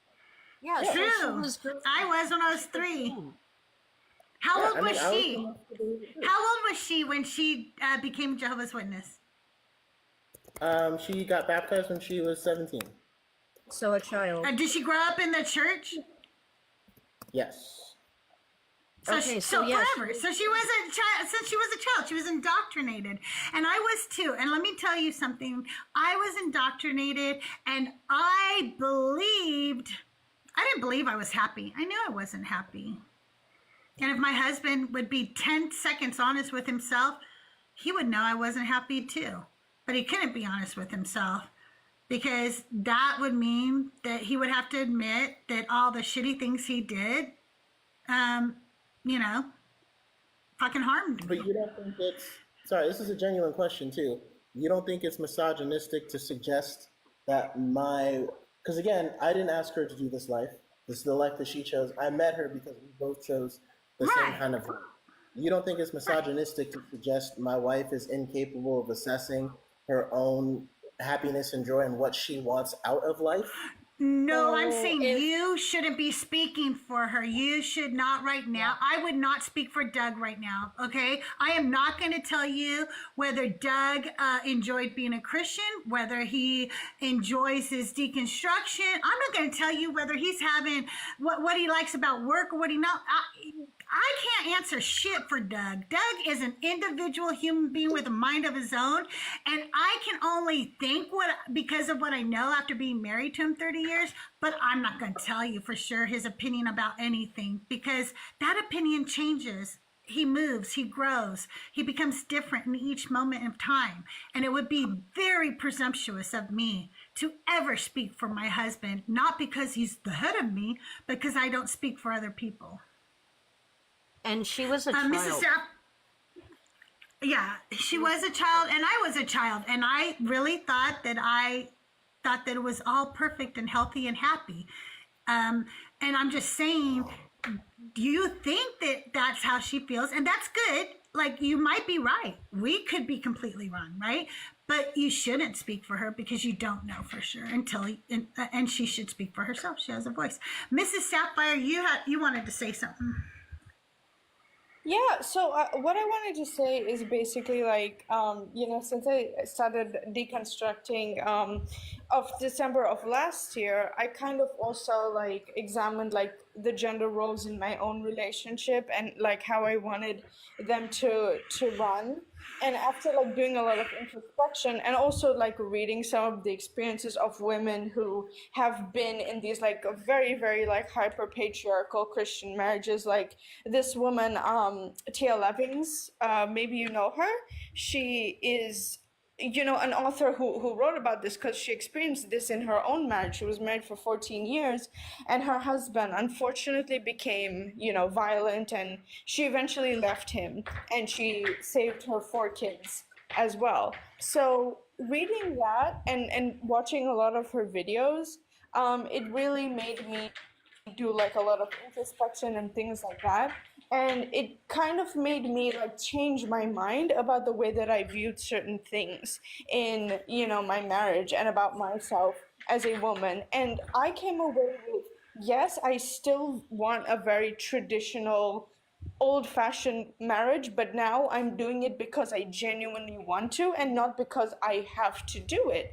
And another thing is that like every single woman who's been in Christianity has heard this phrase, marriage is not about happiness, it's about holiness, and I say, F that. I want to be happy in my marriage, and I want to do things that make me happy, right? So I think it's important to like, at least obviously I think that if your wife is genuinely happy with like having that type of marriage where where her husband is the head of the household and stuff, that's something I still practice in my own marriage till this day. I think there's nothing wrong with that, but I just think that like you need to make sure that she's doing it because she genuinely wants to, and she's not just doing it because she feels like, if I don't do this or if I don't run my marriage this way, God's gonna be upset with me and stuff like that, So that's just how I feel about it. Of course. And I mean, I wouldn't say it if it wasn't something that she told me. I mean, and again, all I can go off. No, and I think, I believe you, Alice. I believe very much that you believe that that's what she, and I believe she does too, because when I was indoctrinated, I did too. It wouldn't be until after the indoctrination, until the veil was lifted, that I realized, the fuck? There's not one man on earth that should ever fucking rule over me. Not one. Fuck your presidents, fuck your kings, fuck all of them. Fuck them all. I just don't believe, I think the patriarchy is so fucking stupid. Like, I do not understand why people think because somebody has a fucking penis that they're better than somebody else. I really don't get it. It's the dumbest thing and the fact that we still fucking live like this is just so asinine. It really is. Liz, you wanted to say something. What did you want to say? I wanted to clarify on the type of dynamic between a man and woman in my scenario. I live in a household where my partner does provide and I stay home, do the majority of cooking and cleaning, laundry, etc. But the difference is we agree on all of these things together, and neither one of us is above the other person. There's no quote unquote head of the household. We both run this household, and he does his fair share of work around the home and works as well. It's the mindset that you can have that quote unquote style of life, but it's the mindset of there's one partner that is above the other one when it comes to making decisions, etc. That makes the huge difference. And again, if I can explain more how it actually like works in a practical sense, like I never make decisions without her. That's not the way. I wouldn't even say that that's biblical to do that. We talk about it and we make the decision together. What if you disagree? Who wins? Who wins if you disagree? Sometimes she convinces me, sometimes I convince her. So then I said, who wins if you disagree? You just said she convinces you. When Doug and I disagree, who wins? I want to know who wins for you. I'll tell you who wins in my house when we disagree. It's not Doug. It's not Doug. It's not really we don't view it as a winning or a losing thing when it comes to But there are times. I've been married 30 years. There's times where no matter what you do, you cannot see eye to eye. And somebody has to finally be the decision maker. Don't play coy with me, Ellis. I've been married 30 years. There's always going to come a time where you do not see eye to eye and somebody is going to prevail. You can call it wins. You can say their choice gets picked. You can call it whatever you want. At some point in your marriage, the two of you will not see eye to eye and one of you is going to come out on top on that decision. How do you guys decide? Well, I mean, we've only been married 6 years and we haven't reached that yet. Okay. Wow, that's really incredible. We just, like, for example, I wanted to buy a car that was a convertible. We talked about it. I convinced her to let me do it. She wants to hang up curtains that are kind of gray. She convinced me. She didn't really have to convince me very hard because I don't really care that much. Wait! Did you guys hear the comparison? Wait! Get the fuck out of here!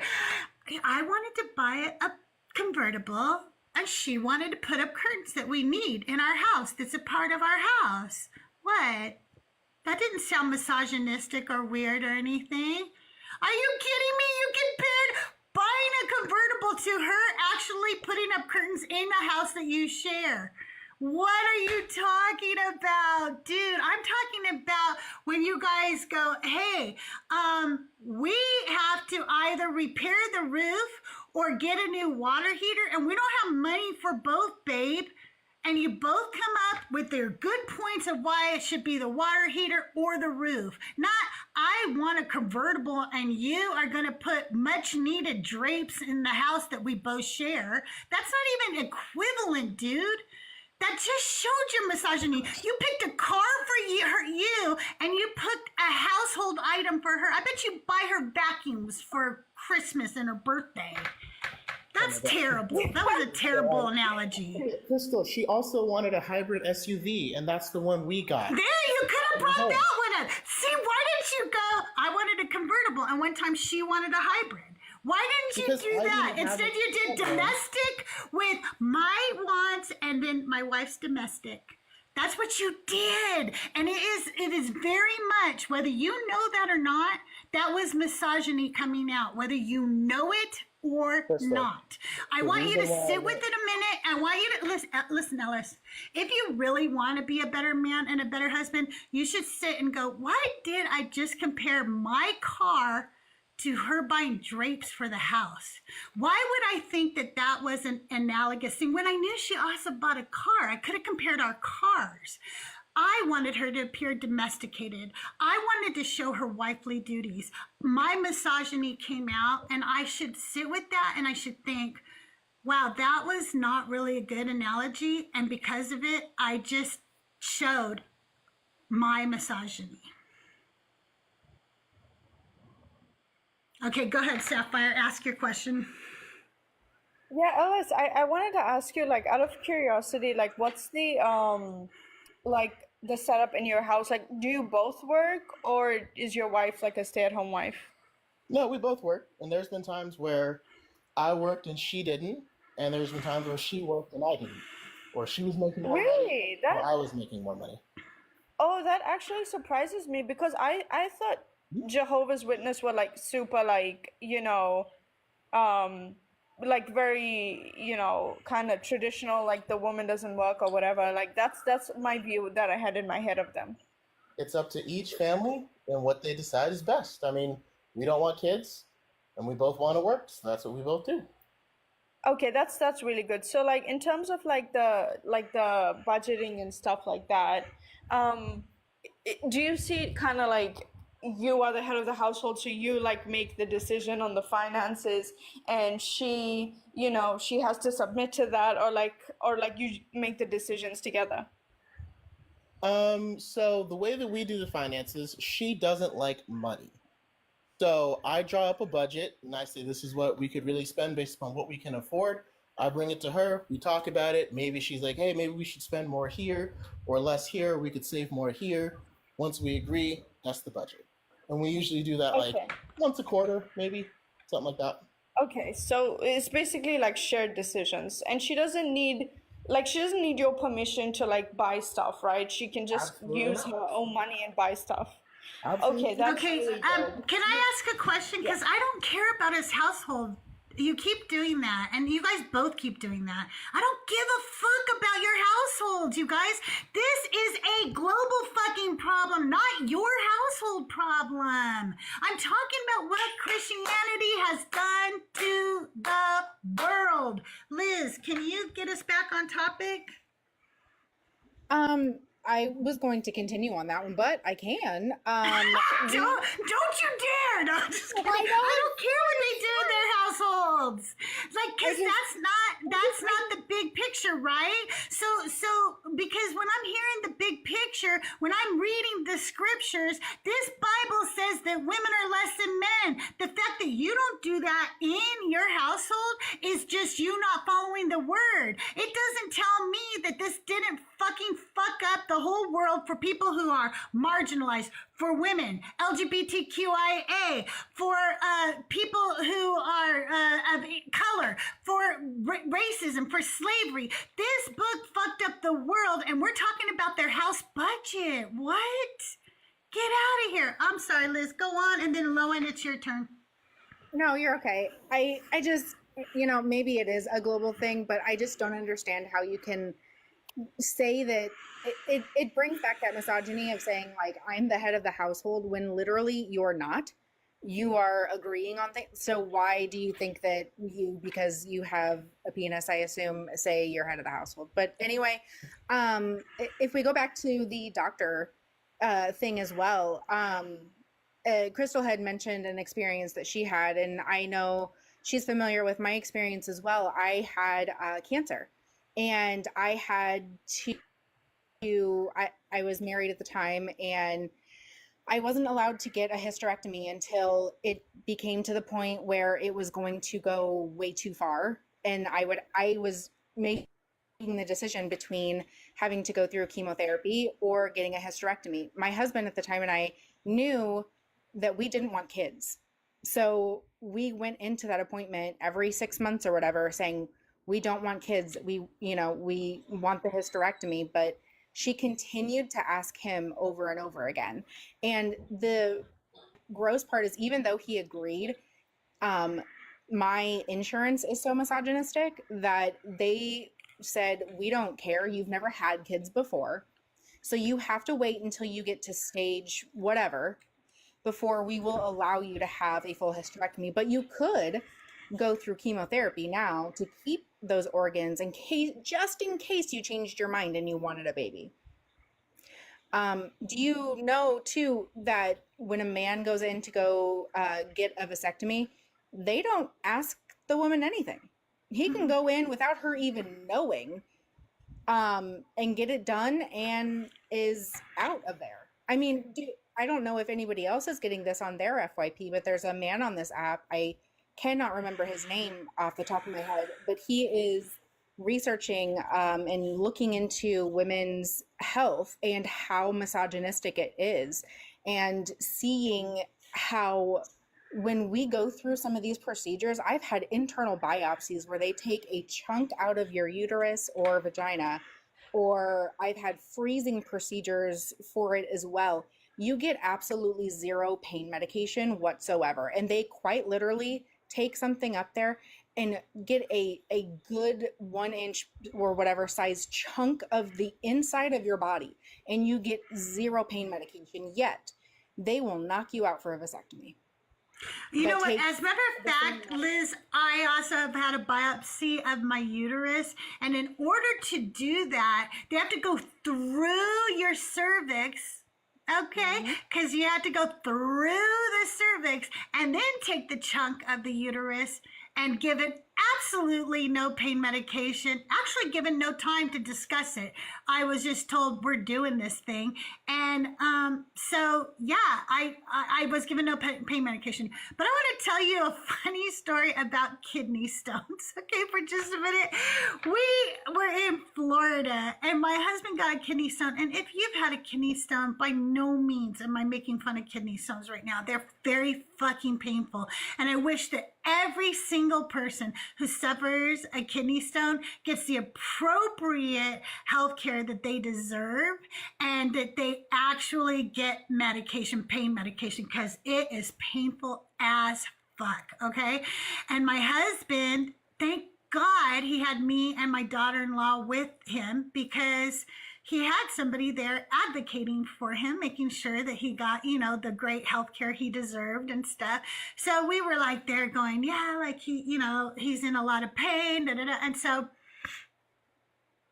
yeah, he got admitted into the hospital, and I keep forgetting, but I will do this for you guys if I remember later today. He got a private room with a view in Florida, okay? A big, huge private room. Like some of you guys, this is going to be bigger than apartments that you've had, okay? Big private room. And he was there for a couple of days so that they could get that kidney stone out for him, okay? Because he was in pain, poor man, right? I, on the other hand, had a kidney stone. I was not admitted into the hospital. I had to fly on 2 planes while I was passing one kidney stone, and the other time I was passing a kidney stone, they just sent me home. They just sent me home. Said, good luck. It's a kidney stone. Go give birth, okay? Because I'm a woman. I didn't get admitted into the fucking hospital. I didn't get a private room. I have the same fucking insurance as he does. It has nothing to do with my insurance. It has everything to do with the fact that he has a penis. That's the American healthcare system for you. Yeah, that's screwed up. That really is. I mean, can I answer Izzy's questions from earlier? Yeah, oh, absolutely. Go ahead, Alice. Go ahead. So, I know you kind of look at the way that, like, you know, we make decisions together, and that doesn't seem like the head of the household. But again, based upon what we believe from the Bible, it's up to each couple how they want to run that arrangement and how they want it done. And we talked about that while we were dating. You know, I know some women that are like, I want my husband to do everything, and I don't do anything. And then I know some husbands that are like, you know what, I just want my wife to do everything. And she just handles all of that stuff, and I just say, okay, yeah, sure, whatever, fine. And the difference is, though, like, even when we make a decision together, the responsibility of that decision, we feel like falls on me as the husband in our beliefs. And mainly the way that, you know, husbands are supposed to take the lead in our faith is when it comes to spiritual things. So, like, when we read the Bible together, or, you know, we have, like, worship, like, we call it family worship, but, like, where we read the Bible together, you know, I kind of lead the discussion. You lead the worship to the God for the women? So men lead the worship to the God for the women, like you help us worship the God? Would that be right? In our family, it's my job to make sure that our worship together is regular and we do it often. Right. So you lead the worship to help facilitate the relationship with the God? Is that why? No, because she still has her own personal relationship with God. So why? Why do we fucking need a man? Why? Why do women need a man to talk to the God? Do you want to know why? Because God said so at Mount Sinai when he said, don't even fucking touch a woman. Don't let her anywhere near here. This is a covenant between me and all those penises down there. Now go cut off the foreskin and worship me. And he made a covenant with men only. We weren't invited. We were not allowed. Lowen, you like wanted to say something. Lowen wanted to say something. Let's let Lowen talk. Because you keep going to your personal thing, and I keep telling you this is a worldwide thing. This is causing problems in the world. Your house might be happy, and you could sit at home and hate gay people in your house, but the minute you take that hate out onto the streets, you've ruined the world, okay? And what you guys are doing is you are subjugating women in your religion, and it is hurting the world. I don't care if your house is happy. The world is worse off because of it. Lowen, you wanted to say something. Yeah, I was just curious if Ellis knew how many times a woman was mentioned in the Bible, like by her name. Yeah, I mean, there's plenty of faithful women in the Bible. I can't tell you the exact number, but like Rahab. Hold on, 1 second. 1 second. I'm not referring to when they're mentioned as so-and-so's wife, like Lot's wife. I mean by their actual name. What percentage do you think is in the Bible of that? Like Martha, Mary, Jael. How many out of 100%? What percent is named women in the Bible? Oh, I have no idea because I don't even know how many men are mentioned in the Bible. Less than 7%. Would you believe me if Yeah, it's like 2 to 3%. Okay. It depends on the translation. What was that? You don't see an issue with that? Lowen, can I ask for my own clarification because I haven't actually looked at this? Do you know what that number is for men in the Bible? Give me 1 second. I do have it pulled up. Give me 1 second. To answer your question, Lowen, if I was telling all of you guys, if you don't follow the headship arrangement, you're gonna be burned or your God is gonna kill you. Why are we going back to the headship arrangement? Crystal has said now 2 times at least that she wants to get off of that topic, and Lowen brought up a completely different topic. I'm not sure why we're going back there. I'm trying to answer Lowen asked nothing at all about headship. Nothing. I'm trying to answer his question though. His question was about names in the Bible, not the headship. Also, I go by they, them. Oh, sorry about that. Thank you, Lowen. So, Lowen, if I was telling all of you guys that you need to follow this, then yes, I would see an issue. Then I would say yes, there is. Okay, 1 second. I'd like to answer Liz's question. Liz, what I'm seeing, and I, take it with a pinch of salt because I'm not sure how accurate it is. It's Sure. like men are there's like 14,000 men names in the Bible. Again, pinch of salt. I don't know how accurate that is. Gotcha. 14,000 feels like a lot though. There's a lot of genealogy. Because if you think about it, the genealogies are listed off a lot, and it's by the men, not the women. And I also have to add the fact in there that he is apparently the mother I think that number was high. I would like to correct it real quick, Nick. It's 13 to 1,400 distinct male names in the Bible, and around 100 to 150 distinct female names, depending on the translation. Yeah, sorry about that. I think I was no problem. No problem, Lowen. And I apologize if I've misgendered you because I do make mistakes sometimes, so I do apologize. That's totally fine. I want to point out the women that are named, it's rarely in a good light. It's usually because something bad is happening to her, or she's portrayed in a, as a... Oh, we looked this up yesterday. I think it was, Nick. Wasn't it yesterday? And what we found is that every single time a woman's name is mentioned in the Bible, it's because she is either a mother, she is going to be used in the story as the villain, she is a whore, or she's a queen. Those are the only times, and there's only one queen, so there's only a few queens that are listed by name. What about Deborah and Jael? Because Deborah was a judge. Ellis. So, sorry. Here's the thing. None of the 32,000 virgins in Numbers 31 was ever named.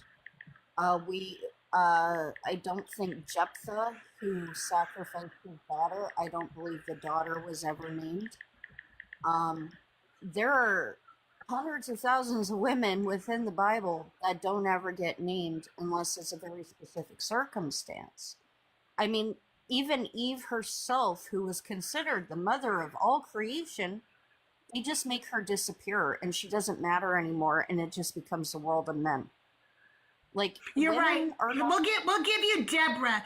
Ellis, we'll give you Deborah. Should I suddenly bow my knee to this God that only cared about one woman in the whole Bible to give her some kind of good fucking story? I'm not asking you to bow your knee at all. Because do you see what you're talking, what you do though? You go, wait, I got one out of 1,500. I got one who did something that you should be proud of. I got one, but you know what? Her story was used for military purposes and prophetic purposes, so it's not really about her now, is it? It was to just further along the story. You can't show me an underlying theme where women are valued in this book. I can show you the underlying theme where women are just utterly worthless in this book. Well, hold on. Let's be fair, Crystal. We're not utterly worthless in the book. We have worth, less than other property. But I mean, if we want to go to like the biggest thing, like women are listed quite literally as property in the 10 Commandments. That's true. So, I mean, at the end of the day, they never thought of women as human beings. We were property. No. And having this whole, head of the household thing, if that's what you want to go back to, like, it perpetuates that in society. And it comes from this book. Yes, it does. Hey, you guys, I just want to put this out here real quick, and we'll let everybody talk a little bit more, but I will be ending the live in 15 minutes unless we reach our gift goal. If you're enjoying the conversation, help me reach that gift goal. I'll stick around. If not, I'm going to go eat some lunch because I get hungry around this time. But so we'll be live for about 15 more minutes or an hour and 15 minutes, depending on whether we reach the gift goal or not. Yeah, so I don't know. Like, I just think that the fact that people don't see that subjugating women in this book, in their religion, and in any way hasn't harmed society, it just blows my mind how you cannot see that. And to me, it just shows that if you're a woman, that you have internal misogyny, and if you're a man, you literally hate women. And I almost wonder sometimes, because Lortz says it a lot, but now I start to think it's true. You know how Christians like to say, oh, who hurt you? Did the church hurt you? I need to ask these men, like, did your mom hurt you? Or were you pissed at her because she kept that abusive man around? Because that's the kind of stuff Lortz asks them, and I don't think she's far off when she says that stuff. Like, the fact that you have such a hatred for women, such a disdain for women, in this, and I'm talking about Christian. I'm not talking about Ellis, by the way. I'm not talking about Ellis. I'm talking about Christian men. In general, I am generalizing right now. It just makes me think like they have to start this hatred young for us, they're indoctrinated into it too. And the fact that they don't see how much it harms them, I always think about this.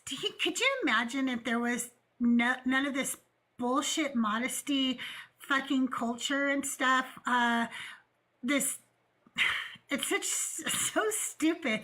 What I don't get is, don't men see that they are literally cock blocking each other? It literally, like, women, they complain that women do not give it up for sex. They literally complain about that all over the internet.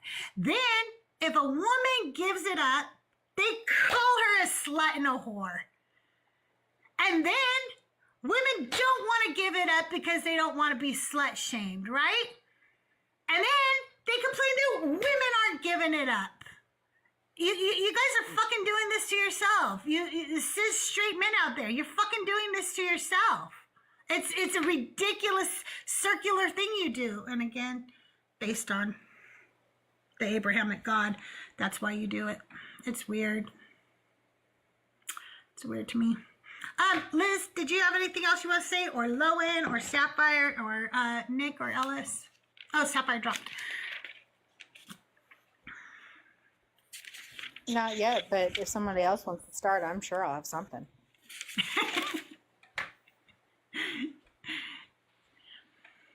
I don't know where Christian men get this idea that women have some type of weird equality to them when they consistently remind us that they're the head, they're above, they're the ruler, they're in charge, when we're the ones who take care of fucking everything.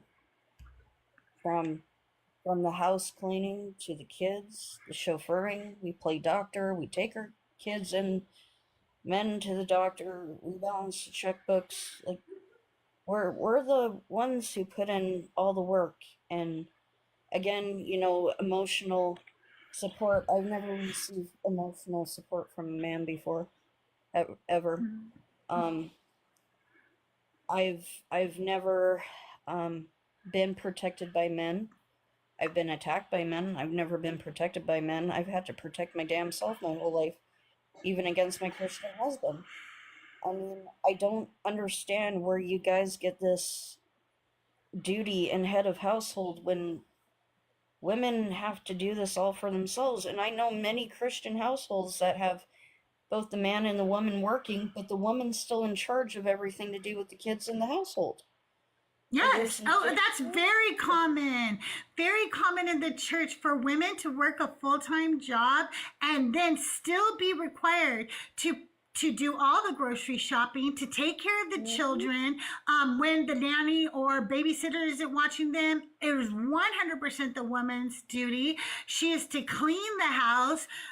So yeah, this, and Ellis, if you're honest with yourself, I think you would go, actually, I do know a lot of Christian think that, because even though I'm not in the church anymore, it was like that when I was in the church, and I know them from all different denominations too.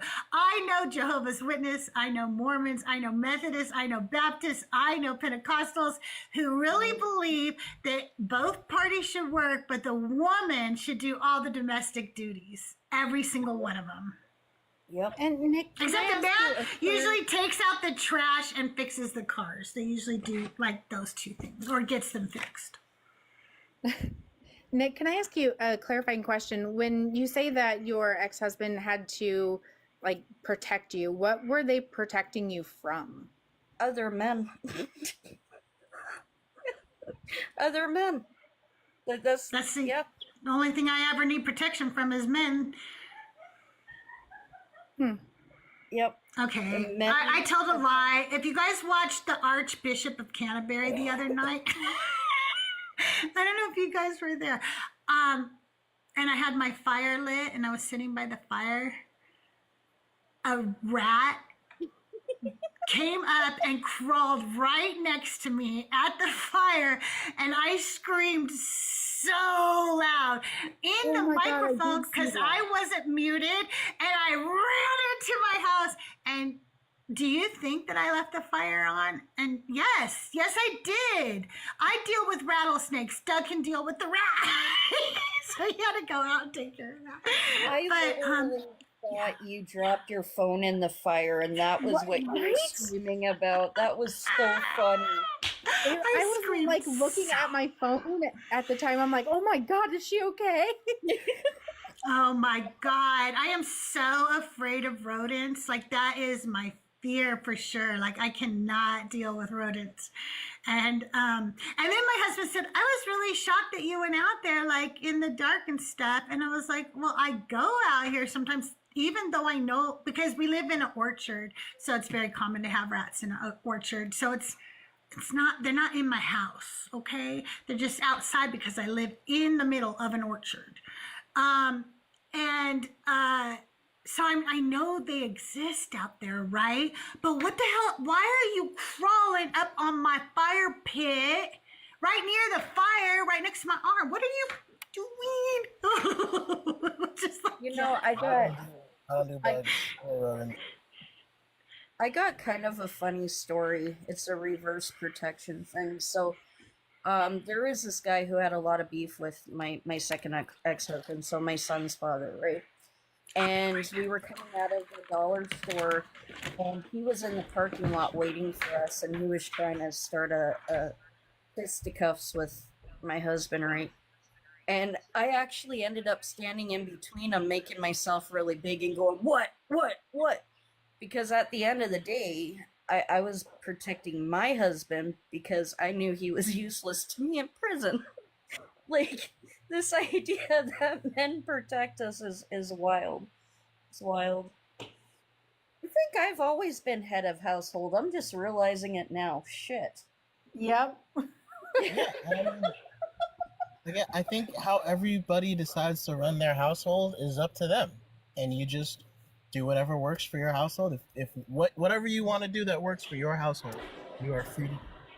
But the problem is, my first ex-husband, I let him be head of household because I was indoctrinated and groomed by the church to believe that way. And now that I am manless and in a path that's very happy for me, I'm starting to realize just how fucking brainwashed I was. And that's even by family, because I've got old school family. Trad whites, galore, throughout the entire thing, right? And we literally get brainwashed from childhood that women are supposed to be submissive, subservient breeders to our husbands.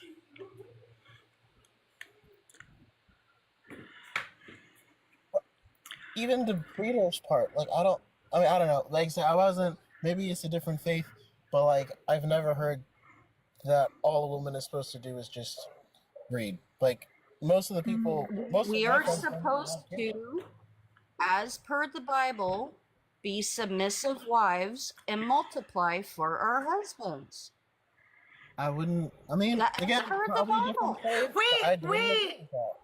Wait, what do you mean you wouldn't agree with that? Why do you think that women were so upset? Why their husbands, why the entire Old Testament, every time a woman is barren, it's like tragic. Why do you think that's so tragic, Ellis, if it wasn't that that's what God intended women to do?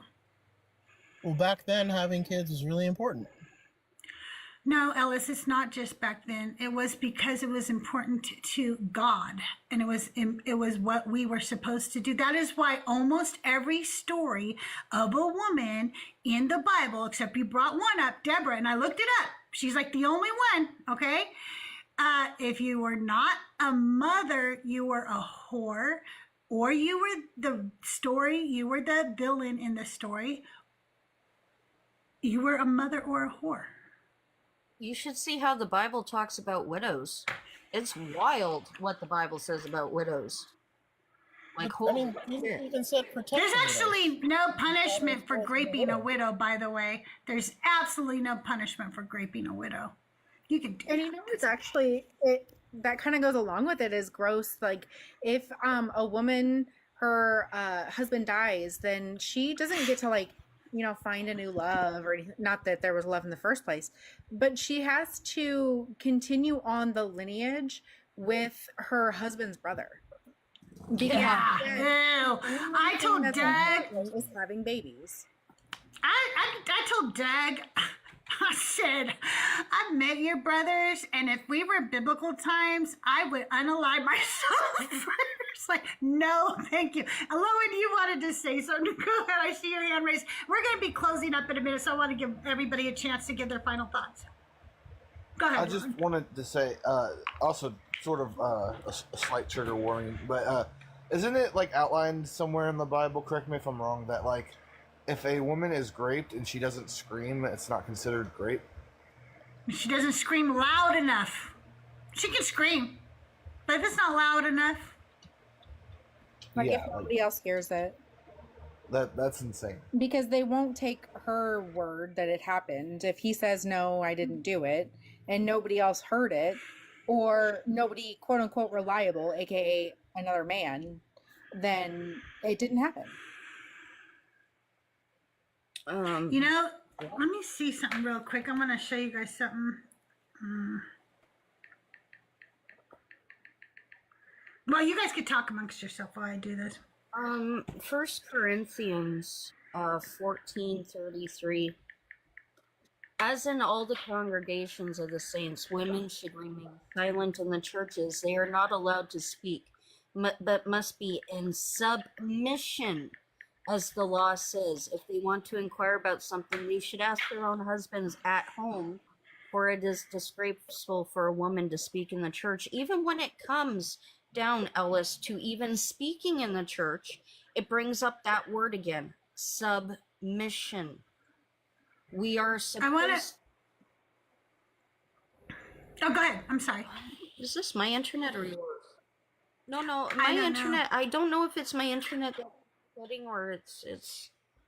Sorry, everything froze. It's okay. But it's okay. I think we're good now. Okay. It's just that stupid submission word again. Like they're saying that we can't have a say in our own lives. It all must be men making our decisions and speaking for us. Like, how is this okay? That's not what I see in that scripture. I don't see it saying that women... women... Of course you don't, because you're a Christian. Of course you wouldn't. But for a normal, average, everyday woman, we do. We see how horrific these verses are in keeping women down. I'm done, Chris. And I saw it as a Christian too, but I didn't think it was horrific. Can I go down that line real quick for everybody's closing thoughts? Do you mind if I do that real quick? Liz, give me any closing thoughts, and then we'll go on to Lowen. Yeah, if we go back to the original question, what if you're wrong? I think I remember when Ellis had come up, he had said something about, oh gosh, I can't even remember now. Gosh, it feels like it's been 2 days ago. But if you are wrong, yes, there is a possibility that nothing happens, but there is also a possibility that you've disrespected the actual true God or goddess, because you worshipped the incorrect one. And whereas us, and we, and me in particular, at least, I've never worshipped any of them. So I feel like if we are wrong, an atheist would have a better chance of getting through to a God, especially when the one that you worship even specifically says that they are jealous, to say, hey, I know you may or may not be jealous. I never worshipped. So really, I decided not to put all my eggs in one basket and said, I don't really know.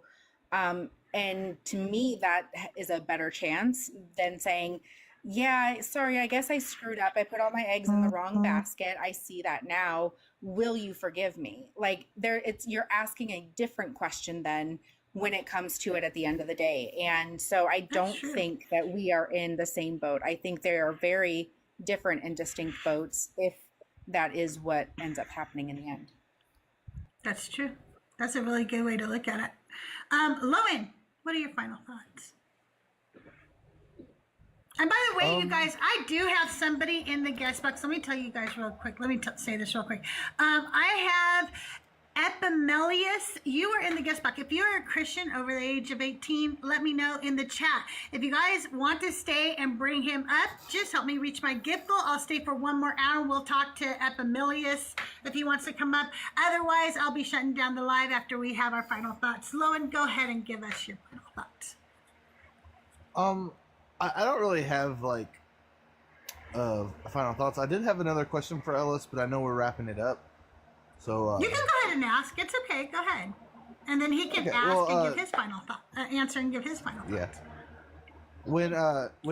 When Nick read that passage, he said he didn't see it that way, and I was just curious if he even knew what those words meant, like submissive. Like, what is your definition of submissive? Submissive to me doesn't mean you can't have a say in your own life. Submissive, so people in the congregation were directed to be submissive to Christ, the same way that God is submissive, the same way that Christ is submissive to God. Be submissive just means follow the direction, follow the... Well, that's That's not necessarily true. Excuse me, that's not the definition. I'm going to read it for you. Definition of submissive: ready to conform to the authority of will of others, obedient. Also, that's not having a say. That's not having a say. Also, we see time and time again where God or Jesus, like, not only says it, but like demands that you see yourself as a slave and he your master. So it's very clear what he means by submissive in this context. Right, ready to follow the direction. That's not what being a slave means. No.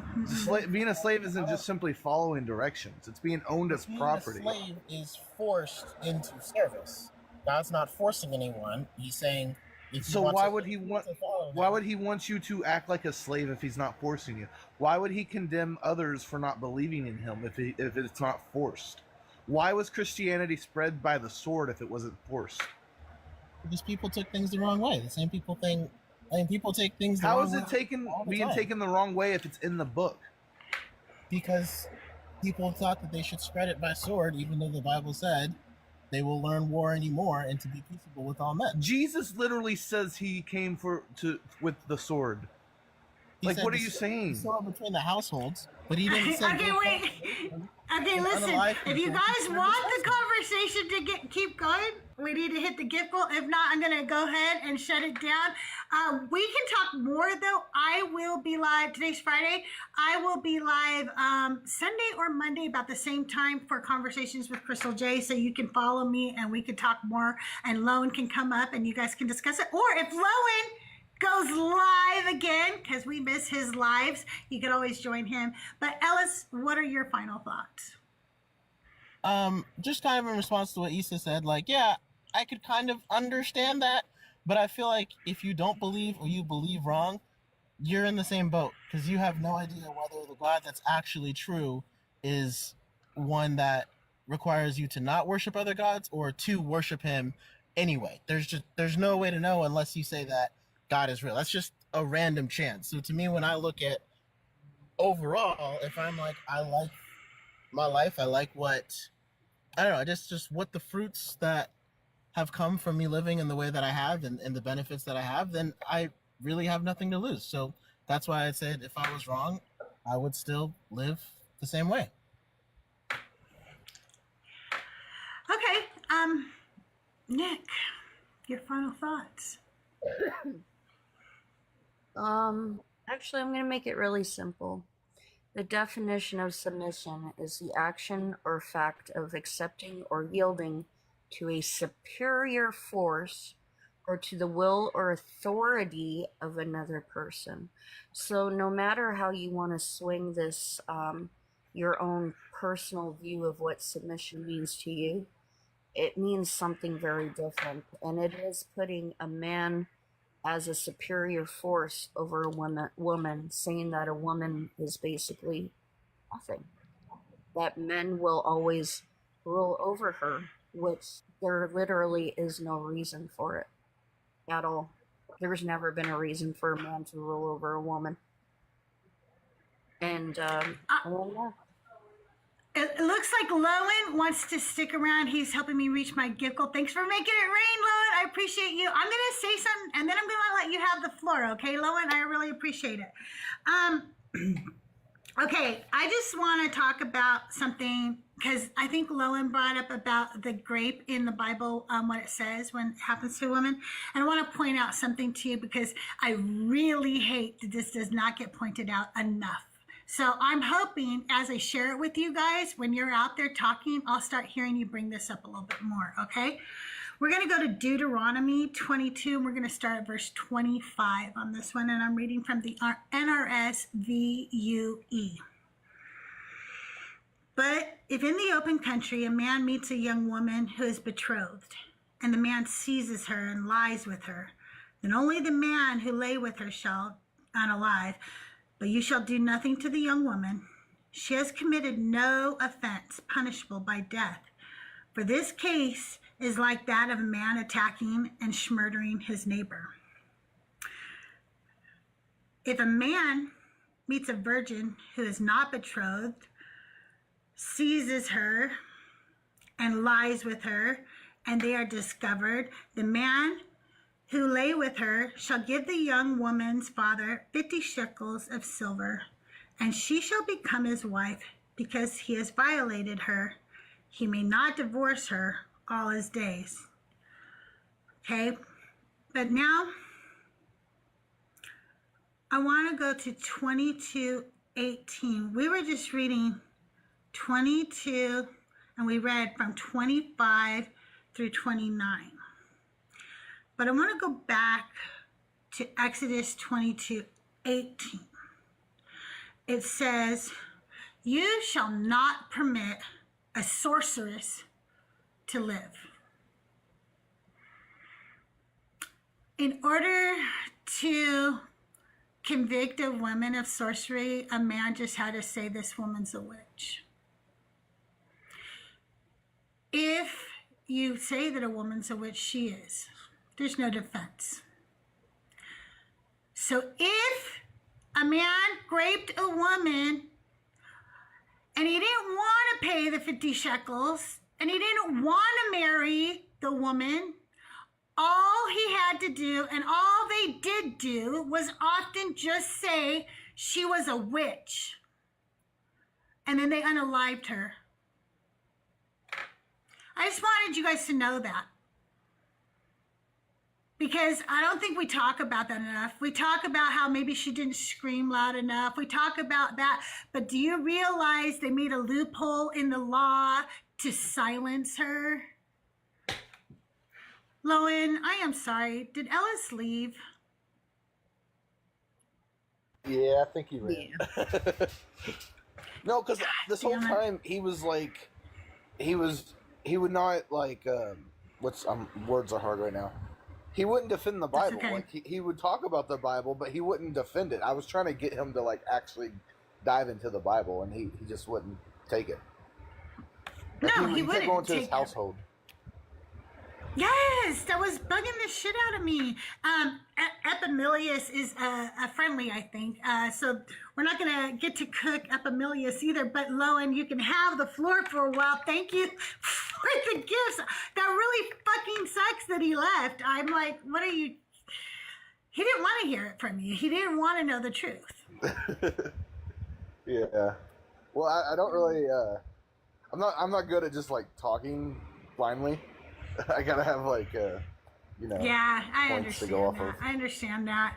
I don't know. Like it also just, I don't know how many times that I kept saying like this is. I understand what you're saying you're doing in your house, but it's really disingenuous for him to pretend that that is the normal Jehovah's Witness practices. Okay, come on, you cannot tell me that it is normal for women in Jehovah's Witness to have an equal say in their house. Get the fuck out of here. That is not true. And then for him to act like it's also like just normal in Christianity in general. We are bringing up the abnormal times that this happens, and he's the norm. And I love how he was just trying to. I love how he was trying to like bypass the whole slavery thing, or like. He almost sounded like he was going to go down the road of justifying it. Like... Oh, yeah. I don't know. Like... I think if he stayed around, I think he definitely would have justified it in a heartbeat. He justified everything else. Yeah. You know? And he had no point of contention for anything that we mentioned in the Bible. Besides, I don't see it that way. And then when I tried to get him to explain it... Sorry. I don't believe one bit that people are not disfellowshipped because they become non-believers. That was so dishonest to me, because literally in the Discord right now there is an ex-Jehovah's Witness who is going through it. He's like, I fucking don't even know what I'm supposed to do about this because I'm the breadwinner. Isn't it always amazing how when we bring things like this up, we happen to always talk to and find the one person in that section of faith that, well, their church doesn't do that. Mm-hmm. Yeah. It's really convenient how we always end up finding those people. Yeah, it is really, really convenient because I really do not know anybody who's in Jehovah's Witness who would not disfellowship a non-believer. I used to, even like coming out of the faith, I used to, think highly of my church, even, as I was deconstructing, until I found out through a friend that I reconnected with who was in the church at some time, and then his family pulled out. I never knew why, but apparently there was some SA in the church, and it was covered up. And so that was like a big eye-opening moment for me. Like the leaders in the church. Alice, did you want to come back up? Because Lowen would love to talk with you if you want to come back up. I can't, for some reason, invite you. Oh, there, now I can. I can invite you now. For some reason, a minute ago, it wouldn't let me. But if not, I have somebody. Oh, okay. If not, I have a guest in the box that I can bring up. But I want to give you a chance, Ellis. Let me know.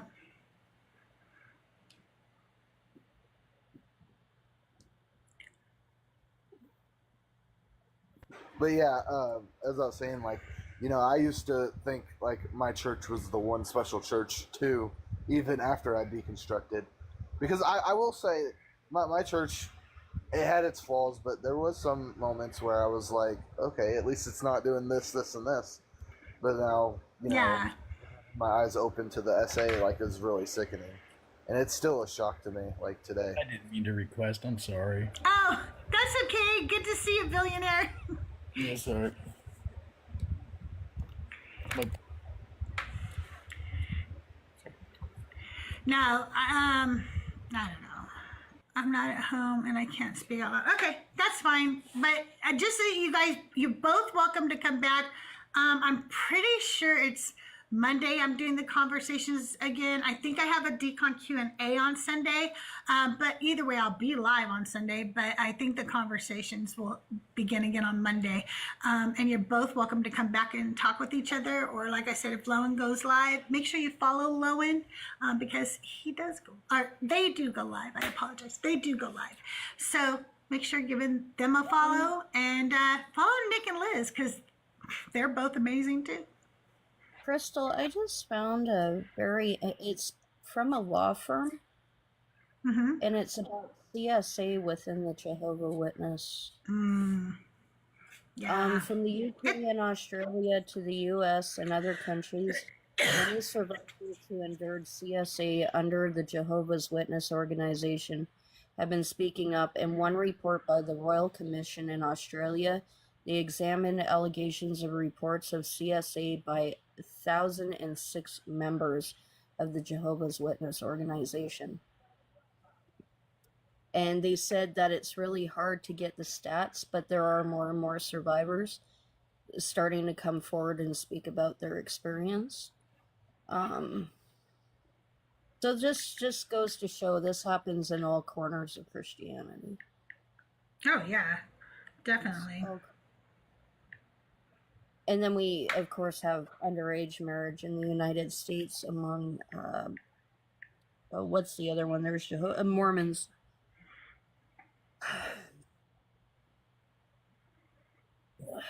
It just, yeah.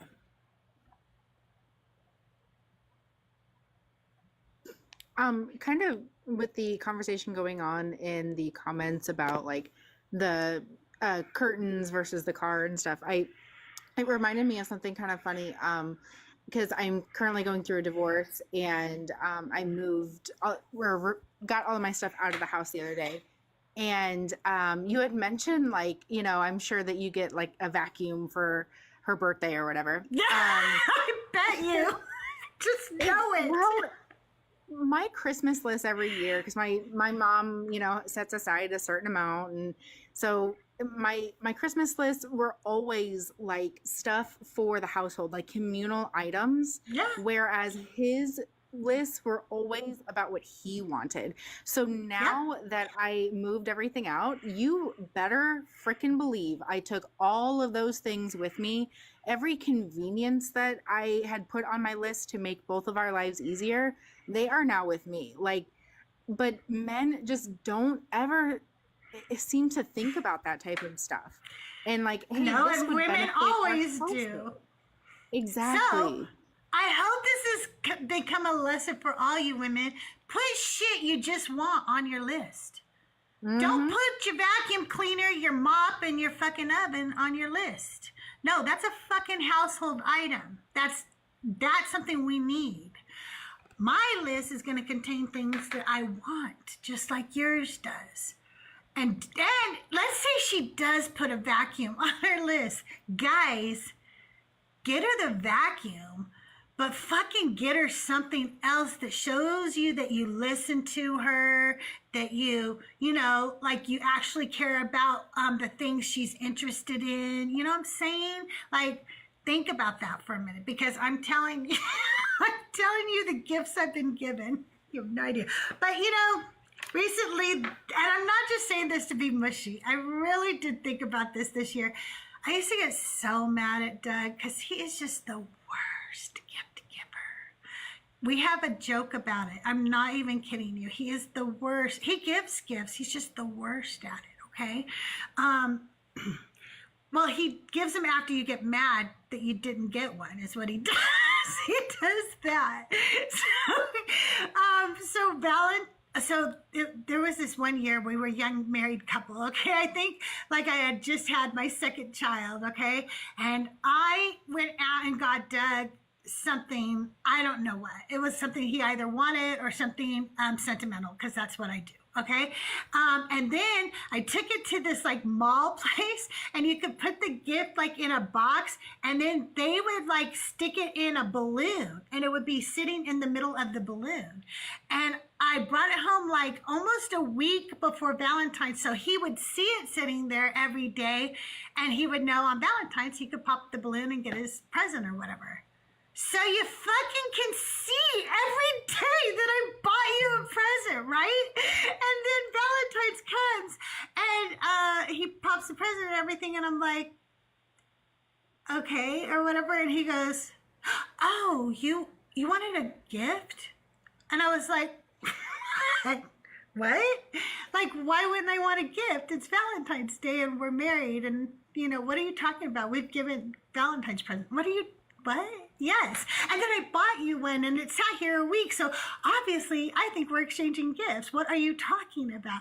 And so he goes, well, listen, I got to go to Walmart or whatever. I'm going to take our son with me. And I said, oh, okay. And I was like, they're going to go out and buy me a gift, right? He's getting one from him and one from... No, he did not indeed buy me a gift. So then I lost my shit, right? And I was like, oh my God. I'm so mad. Like, I cannot believe he didn't buy me a present. And, you know, he had been looking at these phones, because this is when you had a wireless home phone, you know, like a handheld phone around your house. Any of you had those that had no cord? And so you had to make sure it was like 9.5 megahertz or whatever to get the best wireless. Did any of you guys have those landlines? I know I'm old. But anyway, we did. And he really liked them. And when he came home, he had a present for me that had paper that was see-through. He fucking bought me the phone he wanted. After all of that, he fucking bought me the phone he wanted. So we totally have made fun of him throughout the years. But in the are you sure he didn't buy the phone for himself and then he did, obviously he did, and then he wrapped it for me. And it was like, my son was so young at the time, but I still remember what he said. He goes, Dad, you're like Fred Flintstone. What the fuck? The kid even thinks this is a joke. He thinks it's cartoonish. But anyway, I do want to say this about Doug. He has always given me anything I've ever wanted. So I don't know why I get upset if I don't get the presents. Like, if I literally want an item, I don't have to even wait till Christmas. I just ask and I'm going to have it, you know, unless obviously it's ridiculous and we can't afford it. But I mean, anything within reason, I've never gone without what I want. So I don't know why the presents matter to me, but don't get your wife a vacuum. That's all I'm saying. Don't do it. Oh, Low Life is coming up. Have you guys met Low Life? I have not. I haven't. Hello. Hi, Low Life. We've met before. I think I'm Christina Carroll's live. How are you doing? Good. How are you doing? Doing good. So today we're talking to Christians, and I'm asking them what if they're wrong, because you know how like when we're doing these lives, like a lot of times Christians will come up and ask atheists, like, what if you're wrong? You're gonna burn in hell, you know? And I get that. Like I get that, right? But I'm asking Christians, like, what if you're wrong? Hasn't Christianity done a lot of harm to society if none of it's true? If men are not better than women? If, you know, like we should have never done slavery ever, ever, ever. And like, I don't know, just all kinds of things that we've done, like the Spanish Inquisition, burning witches, burning libraries of other religions. Now we lost all that history. We've destroyed art. I feel like there's been a lot of loss if it's all wrong. I mean, yeah, I mean, I feel like in a way everything you just named, all the evil and sick cruelty of all that stuff that's in the world, in a way should kind of cause you to desire a savior who's going to go set those things right for you. I mean, like, they did it in his name, and it's all evil. I don't want to worship a God, right? And if he's not that's real, cool with that. and if I'm wrong, like you just said, and your alternative is that God isn't real, we remove God from the equation. Your alternative is that toddlers still get essayed for no reason, and that ultimately nothing matters, and there's no justification for that. There's a reason. It's that people are doing it, and people are the ones who have to make the world a better place, and we have to stop relying on a God that isn't there, who cannot help us because he doesn't exist. And if we start taking care of each other, and we start helping each other, and we start protecting each other, the world will be a better place. Yeah, but if you remove God from the equation, you still have toddlers getting essayed, you still have wars, you still have toddlers being born without legs. Not if we stop and start doing something. So you believe if God wasn't real, are you an atheist, right? You already don't believe in God, right?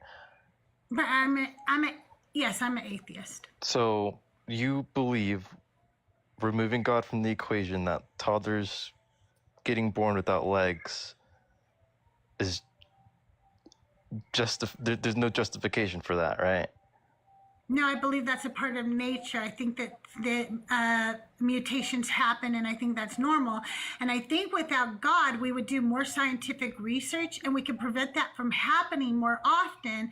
We also would allow more women into science, technology, engineering, and mathematics, because there would be less men holding us back from doing that. And when we have more minds working on the job, we get more things accomplished, and we could have more diseases cured, more medications created. We could have better technology to help those who are disabled or whatever. I think the world would be a better place.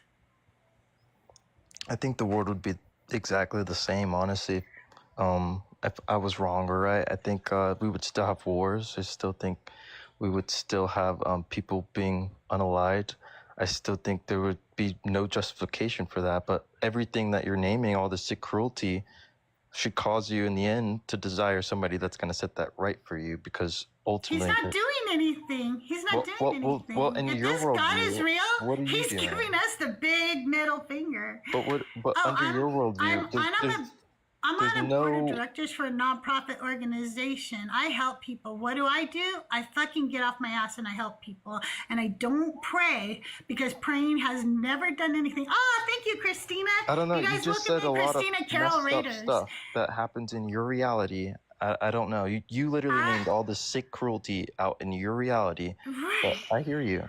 You're trying to help. But if there is no God, why are you even doing it? Life is ultimately meaningless. Morality is It's not completely relative. meaningless. All the suffering would be That's where you're well, wrong. kinda. That All makes the me kind there of would be sad matter and to energy. Evil wouldn't think that exist. Good doesn't exist. It's just a preference at that point. that's not If true. God isn't real, I don't even Low life, understand why why are you're you saying all of that and not letting me respond to any of it? Why are you doing that? You guys don't mute him. Why are you doing that? Like, if you say something, let me respond to it, because I'm letting you respond. Let's do that, okay? Sorry if Lowen wanted to if I say made you something feel to you, okay? All right, Lowen, go ahead. You mentioned that there's no difference in the world if God isn't true. So what is God doing? What was your question? You mentioned you wouldn't see any difference in the world if God wasn't true. So my question to you is, what is God doing then? Why do we need God if he's not doing anything? If there's no difference? You made that statement. Yeah, there's justification at that point. I mean, like, justification for what? For all the sick, cruel things she had just said. For example, when you're in a court of law, all right, and a murderer goes up to the judge, and he sends him to prison, is that judge doing a good thing or a bad thing? Every case is different, low life. I would. You're need to sending know a the murderer to case. prison. Is it a good thing or a bad thing? Every it case is matters on the different, low life. I would need to know why. Yeah, I when would a need to know judge in a who. court of I law would need to sends know a the murderer to whole prison, situation. I hear you. I don't The always judge is think usually they doing do a good thing because that criminal's getting what they Hey, deserve. Christina Carol, welcome So in. when God sends people to hell, God's actually doing a good thing because God's executing justice upon those who deserve that kind of punishment. Okay? So if you're an atheist, I don't understand why you sit on like a high moral standard, because if atheism is true, you're just an overgrown germ anyway. What does it matter? You're not going to go anywhere. You're just going to become worm food. So there's no ultimate meaning to anything. You're stealing a standard from God. Wait! Don't talk over him. Don't talk over him, you guys. Let him finish his thoughts all the way out, and then I'll let you know who. Okay? So you think that I think that since there's no God, life in and of itself doesn't matter? Or are you telling me that if you were an atheist, that's what you would think? I would say the first one. Life You in think that itself, that's what I think? yeah. Life in itself. Okay, I don't think that. Do you want to know how I think, or do you want to tell me what I should think? Sorry, I had a phone call. I couldn't hear you. That's okay. Do you want to know what I really think, or do you want to tell me what I should think? What do you think? Okay. What I really think is that well, if you're going to teacup, I'll wait till you come back, and then I'll tell you what I think. You guys, thank you so much for all the Christina Carol raiders. I appreciate it. Thank you. Sorry, I was texting. And thank you for over 100,000 likes. Yay, you guys, I appreciate it. What I really think is that I am never going to know in my lifetime, and I really don't think you'll ever know in your lifetime, where everything came from. So I never give a shit about that, because I'll never really know, right? Like, that's just not going to get answered, okay? And all I do know is that right now I'm experiencing something that I believe is with other human beings. That's what I know, okay? And I believe that I only get one shot at this. One time around, that's it. And while I'm here, I want my life to have the least amount of harm and the most amount of joy. And so I want to give that to all the people I interact with. I don't always do it, but that's what I want to do, because I believe that that makes society as a whole a better place. And I believe if society is happier and healthier and more loving and more kind, we can actually grow. And everything can be endless after that. But if we are not like that, we're going to become extinct, just like the dinosaurs. That's beautiful. I feel like honestly, so we just can't conceptualize such a being, and yeah, I could be right or wrong, but I honestly feel like I'm like a dog to a human, like I don't know, like dogs when they first encounter humans, it's not going to be able to really conceptualize anything regarding it's a human being. They don't know how to walk on two legs. They only walk on four. They don't know how to move objects with their hands. They move objects with their mouths. They can't formulate sentences. They can only bark. You know, like this dog is going to fear everything it doesn't understand until it's brought to a level of understanding. And we typically, as humans, have to dumb ourselves down in order to help these dogs learn. But if we encounter like a stray dog on the street, that stray dog is bound to bite because of something they experienced before. But humans, we're going to have grace and forgive this dog because that dog completely doesn't understand why it's biting people. And that's the same way I feel like God feels about us, and we're just complex animals. God is complex to us, and animals really cannot fathom to see what we're capable of. So why do we try to fathom what God is and what God is capable of and try to put him in his own box when the animals don't even put us in our own box? They don't know what we're capable of. So regardless if we're right or wrong, why do we do that?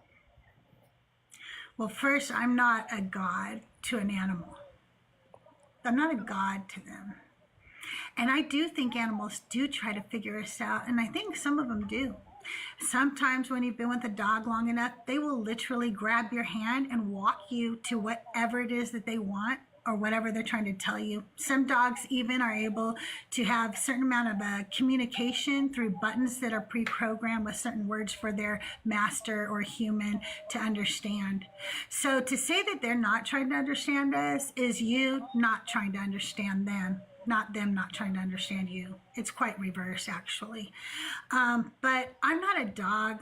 And if this God thinks of me as a dog, then he's just a piece of shit, because I didn't ask to be here. I didn't ask to be created. I don't need to thank some being for creating me. I never asked to be, and I don't have to worship him because he did. And so far, he hasn't shown me that he exists. There's no proof of that. There's no evidence of that. And if he is all-knowing, all-loving, all the alls, then he would know that there were people who were going to need more evidence than this bunch of stupidity that was called his scripture. He knew that, and he didn't give it to us anyway. And so, like, what am I supposed to do with that? But I'm not his dog. I'm nobody's dog. Nick, did you want to say something? Yeah, I mean, humans didn't create dogs. We didn't genetically modify them in a lab and say, let there be woof. You know, but as per the Christian belief, we have this quotation mark, almighty, all-knowing, all-wise God. And we're constantly being told we can't comprehend this God and that we put him in a box. However, it's him who can't comprehend us. If he doesn't understand that we have a basic necessity for truth, if he doesn't understand how our minds work, even though he created our minds to be logical, right, and think of these things, it is Christianity then that puts him in the box. The biggest example of this is the idea of free will, which is not biblical. Predestination is. But Christians put God in a box by saying he can't do anything because of free will. It's not us that put him in the box. It's Christians that put him in a box. Right? So if we have this all-knowing, all-wise God that actually created us, knows how our brains work, he would know that we can't live off of faith alone. He would know that. But it's a very, very apparent that this Christian idea of a God does not understand us in the slightest. So you want evidence now? Is that what you're asking?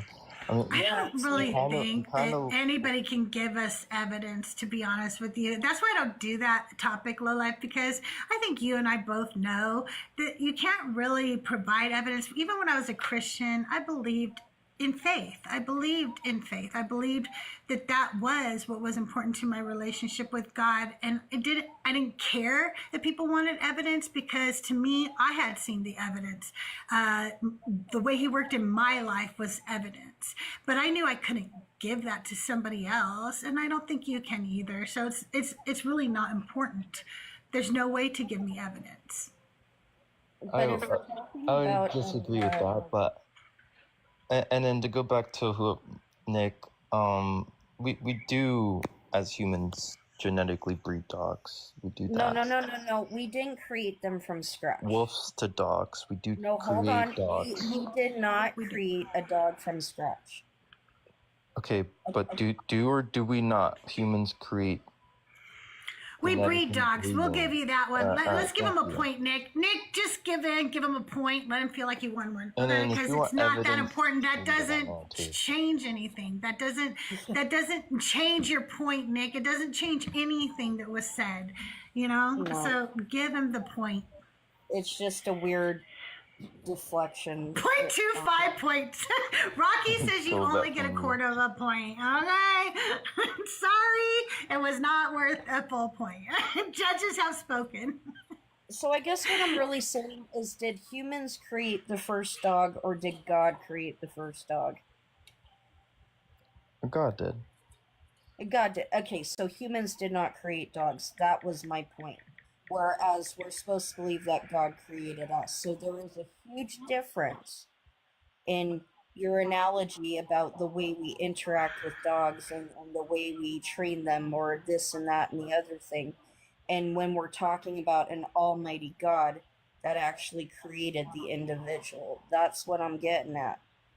Yeah, I guess, but I mean, you wouldn't say God created your car. You would say God created the metals and everything in it to create a car. A human created your car, not God. Same thing with a dog. A dog was created by humans. Okay, we breeded dogs into 100%. What they are today. Okay, you're right. I already gave you the quarter of a point. I can't give you a full point. The judges won't let me. I'm sorry. But I gave you that quarter of a point, man. And Nick, I mean, I feel like you kind of live in my reality, regardless if you believe in it or not. Like the time scale and everything. Like, what time is it for you? What year is it? What year is it for you? What year is it today? 340 at year 2025. But if you go to... So what are we counting from, though? If we're counting from 2025... Wait. No, Nick, are you doing low life? Are you doing AD? Do you really think that proves Jesus? I just wanted to see what Nick... Do you really think that AD proves Jesus?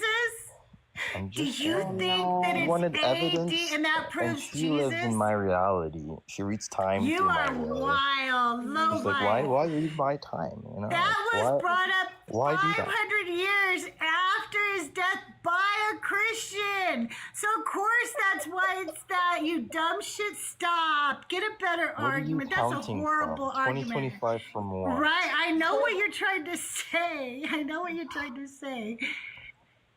But I think the evidence is clear. Not our reality, low life, because in Ethiopia, give me a second, who runs off a different calendar. Yeah, but I asked you what year it was. You're not using Ethiopian's calendar. That's why. No, if it's inaccurate to you, then use Ethiopia. You're trying to fit us all into like the same. So you believe in my reality. Do you want to know? You fit in my reality regardless. No, sweetie. You choose live in your to read time my way. I'm sorry. What day is it today? What day is it today? What day is it today? No, Nick, what day is it today? Was yesterday Thursday? Yes. Or, sorry. Okay, yeah, it's Friday already. What the hell? Mm-hmm. And it's Friday today, right? So isn't that Freya's day? Wasn't yesterday Thor's day? So you're living in my reality today, low life. You're living in my reality with my gods today, lowlife. What about that? And Wednesday was I would Voden's say Day, that which was. is In case you pagan. guys don't know his argument, he's trying to say that since it's the year 2025, we counted that since Jesus, so we all live in his reality, and that makes Jesus exist. That is literally his argument right now, you guys. Yeah, I mean, I would say the Thor's Day thing is man-made. I It's would not. say your thing is stupid. It was made by If you a looked at a freaking timeline and got it when so Jesus was, stupid. it doesn't It's the correlate with worst Thor's argument Day. ever. I Oh mean, why my jot it down if god. he wasn't real? Low life, you're And aware why that we Oh my count god, because he 2025 from that wanted him if to it be wasn't real. real? Because he literally was a The Christian. Thursday, And he wanted that's it just to the be man-made Viking real. thing. And Jesus is just man-made too, pumpkin. Let me make Not that if he wasn't perfectly real. clear for We wouldn't have you. jotted it down. We jot down Yeah, we important jotted down events. Thursday and Friday. Are you kidding? Saturn. How about Saturn? What about that? What are you talking about? You're Hades? That's a god too. Did you know that? Yeah, but You that's like to not call on a hell timeline Hades. scale. You can't use that on a Oh timeline scale. my We're gosh, not Lola, this even is a even horrible Thursday and Friday. Where are you argument. counting from? What are you This counting is from a Thor's fifth Day? grader's argument. A fifth grader. A fifth grader. And I Come think the at two us with first. something philosophical. Come at us with something scriptural that we could dig our teeth into. Coming at me with AD as your reason for Jesus's existence is wild, and it's a fifth grader's argument. I'm sorry. I'll do better. I appreciate that. Let's try a little bit harder. I do want to note that the whole AD thing, Year of Our Lord, as Crystal said, it came much, much later. But when you talk to actual academics and people who aren't in a Christianized narrative, it's called CE, which means Common Era. And then BC does not mean before Christ, it means before Common Era. Christians, some Christians are the only ones who think this way. Like, the only ones. We were living under the Julian calendar until 525 when a monk, Dionysius Exiguus, changed it to AD and BC because he thought Julius Caesar was a heathen. And then later we went into the Gregorian calendar. The world, or the Christian world, adopted the Gregorian calendar from Pope Gregory. So this is all made by men. This has nothing to do with the day Jesus was born, except that the winning cult imposed it upon the world. And by the way, they started the calendar in the wrong year, Low Life, so you're not actually, we're not even in the right, it's not actually 2025 from Jesus's birth or whatever, because they fucked up, okay, when they did it. So it's not even right. You can go look that up. It's, I think, 4 to 6 years off. You'll have to look that Yeah, up. a So, bunch of adults that can't agree what time it is kind of discerning. But yeah, okay. I mean, I think it's 2025. This is your own church's history. She's no, reading you Ethiopian silly calendars. bean. It's I'm alright, telling it's alright. you that it's not It's 2,025 years since Jesus was born. And you could go look that up because I'm telling you the truth. They are like 4 to 6 years off when they started this calendar. They Also, were wrong. why do we not say Freya's Day and we say Friday? Like with the 2025 calendar, you even revert back to Anno Domino, the year of the Lord before Christ. Why are we not using? Why are we not Why is it using not the in names Hebrew? for what they're Low using? life, why is it not in Hebrew? Why did you just say that in Latin? Why? Oh my God, it can't be real if you said it in Latin. His language was Hebrew. Why? Yeah, the truth hurts. Things can't Just use change the because if they Ethiopian change, then calendar. it doesn't make it real. We can't even decide Why? what time it is. It's crazy. I know what time it is. Just you don't. You just don't know what time it is. All right. I mean, let's move on to the universe. Do y'all believe The it's universe. eternal? Let's move on. Okay, well, I only have about 14 minutes left, okay, of the show. But I will talk about that with you for a little. Oh, you don't have to leave, but if maybe you were done because you was like 14 minutes. I want to talk about the universe for an hour. That's what. Edward, thank you for coming up because I couldn't remember Crystal, all. Love you, Nick. Love you guys. I love you. Thank you for coming up. I appreciate it. I knew all of that, but I couldn't see. I can't remember the little details anymore like I used to. But see, I was like, it was like 500 years later, and he was a Christian. I just didn't remember all the details. Crystal, could I put in a formal complaint, please? Okay, what is it? I feel like you kind of gaslighted me and Lowen a little bit when Lowlife came up and you said, hey, have you guys met Lowlife before? I'm thinking this is a family. And then that happened? Come on, man. No, I just thought for sure that all of you had met him, and I thought you were all going to go, why are you bringing him up? Look at Ariel in the comments. I really thought that I was going to get some contention, and then you all were like, no, and I was like, oh, well, we'll see where this goes. Like, I really thought I was going to get contention. I got contention in the chat. The chat was like, oh my God, not Lowlife.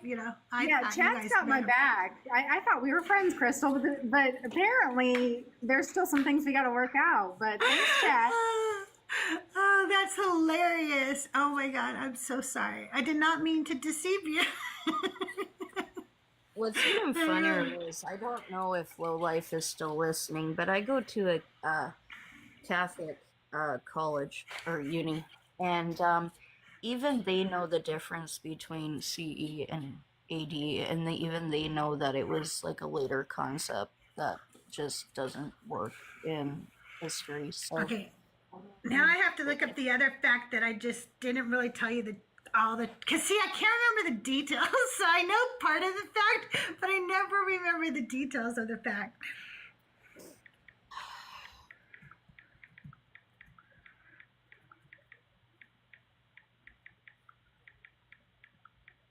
What were we taught in Sunday school, y'all? UC means before Christ and AD means after death. Gods. Yeah.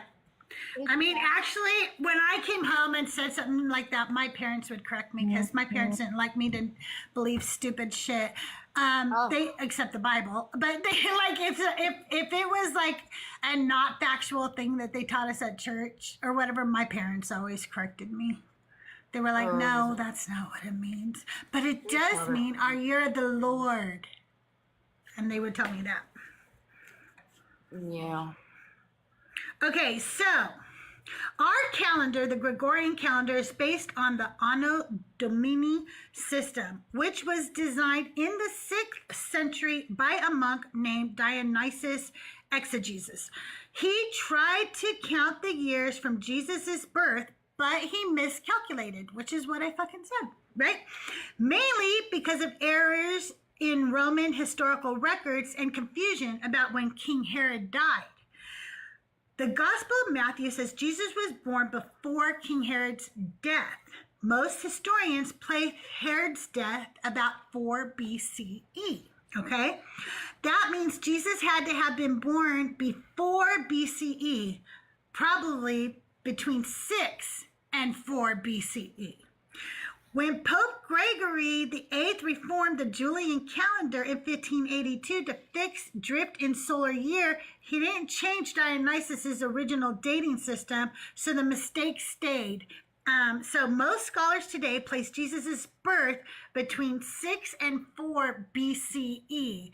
So we're not living in your time because you guys didn't get it right, is what I was telling him. You didn't get it right. You fucking miscalculated. Does that mean there's still time for the rapture? Yes, it does. There's definitely. Hey, Justin, how are you? But I remember hearing that from somebody, but I never can remember all the details about it.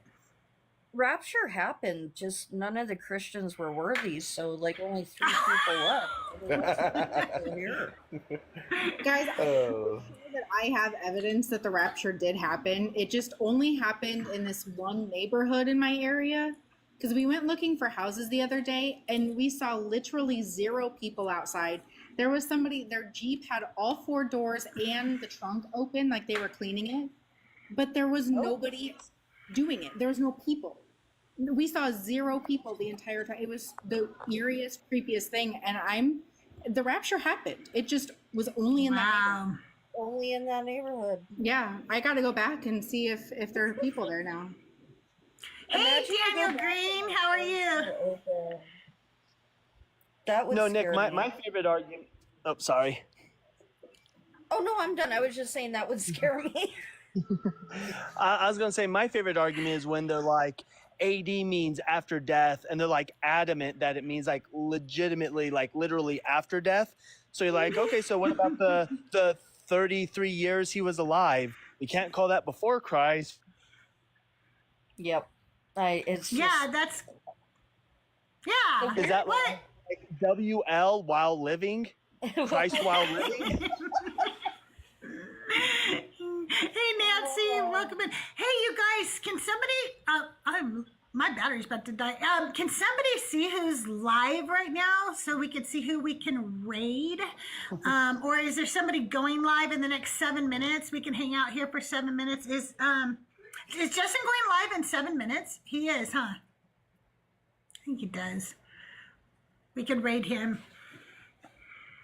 Oh, and Trust But Verify is live too, so we can always raid him too. Thank you, Nancy. Welcome in, everybody. I'm actually just about ending my live. I do want to give somebody, like if Justin is going live, give him a chance to or what have you.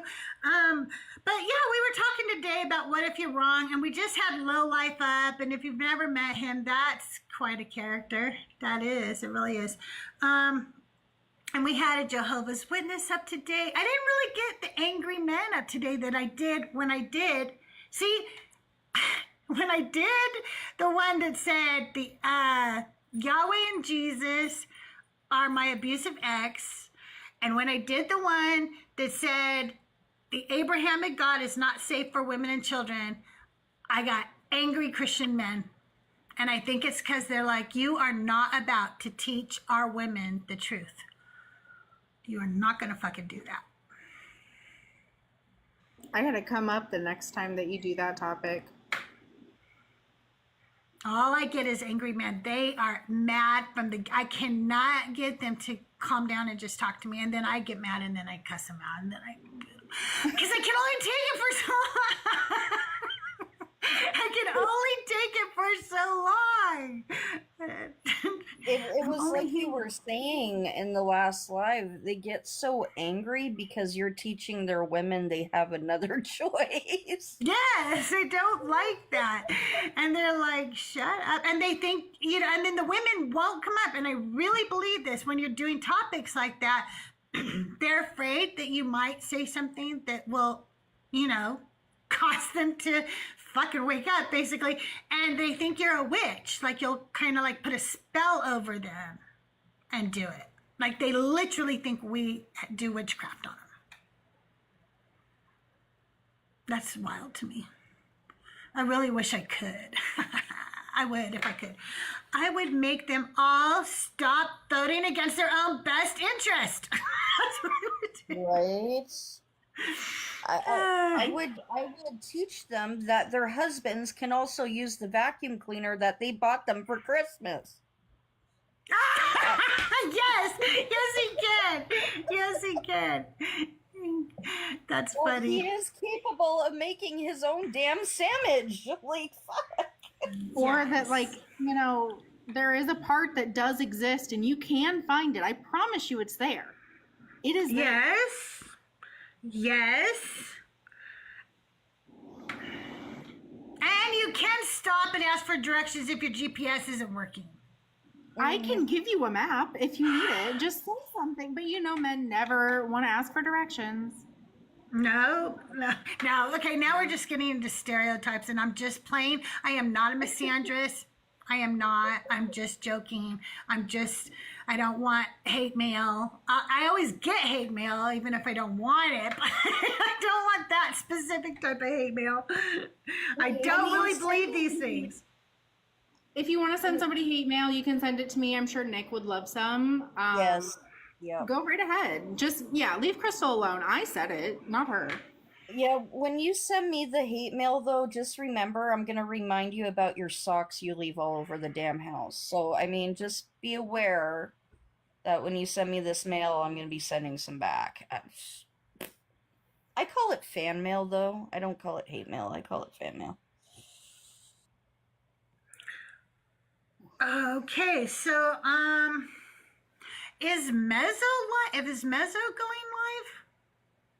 Because if Schmezzo can, I saw something pop up on the YouTubes.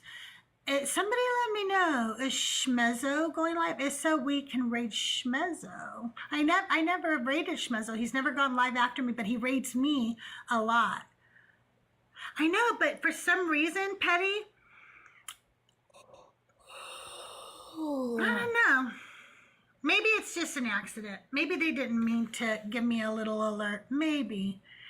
Who's Schmezzo? Well, a long time ago, Mezzo made a joke, and that's his name now, ever since he said it. But we were talking about the words you can't say on TikTok, and they were saying, yeah, you can't say, you have to say grape, and you have to say schmurder, and then he goes, and you have to say schmezzo. And so after that, I was like, that's his name now. His name's Schmezzo. You can't say mezzo on TikTok. Liz, if I go live tomorrow, are you going to be around? I just can't remember who I have for mods. It depends on the time, but if you just send me a message and let me know. Okay. Yeah, because I can't remember. I think you, Chaos, maybe Jason and Dex? I want to say, I can't read. I gotta go look. Soy Sauce says they can be a mod for you too. Sweetness. I'm waiting to see if Schmezzo or Justin go live at 3. If not, let's go ahead and raid Trust But Verify. I know that Trust But Verify has been live for a little bit. I thought we'd help somebody right when they go live, because sometimes that push at the beginning really helps your show, But if neither one of them go live right at the 3 o'clock mark, we'll just go ahead and 3 o'clock Pacific time, that's where I'm at. Then we'll just go ahead and go raid Trust But Verify. By the way, I love Trust But Verify. I hope you're all following him. If you haven't followed him yet, I'm not kidding you. This isn't one of those just he's my friend, so I'm telling you about it or whatever. He is my friend, but he's the nicest guy. I promise you, you will really enjoy his lives. He's calming. He's kind. He's really amazing, and I think you all would really enjoy it. He does just really awesome shows, and I think that he gives such a nice voice to the community. He really does. I've really enjoyed getting to know Trust. So okay, you guys, I don't see anybody else go live yet, and I need to eat some lunch. So let's go raid Trust But Verify. All one word, Trust But Verify. I will not be live tomorrow. I love to take Saturdays off and spend time with Doug, but I will be live again on Sunday. I cannot remember what my show is, but I'll see you right here at 11 a.m. Pacific time on Sunday.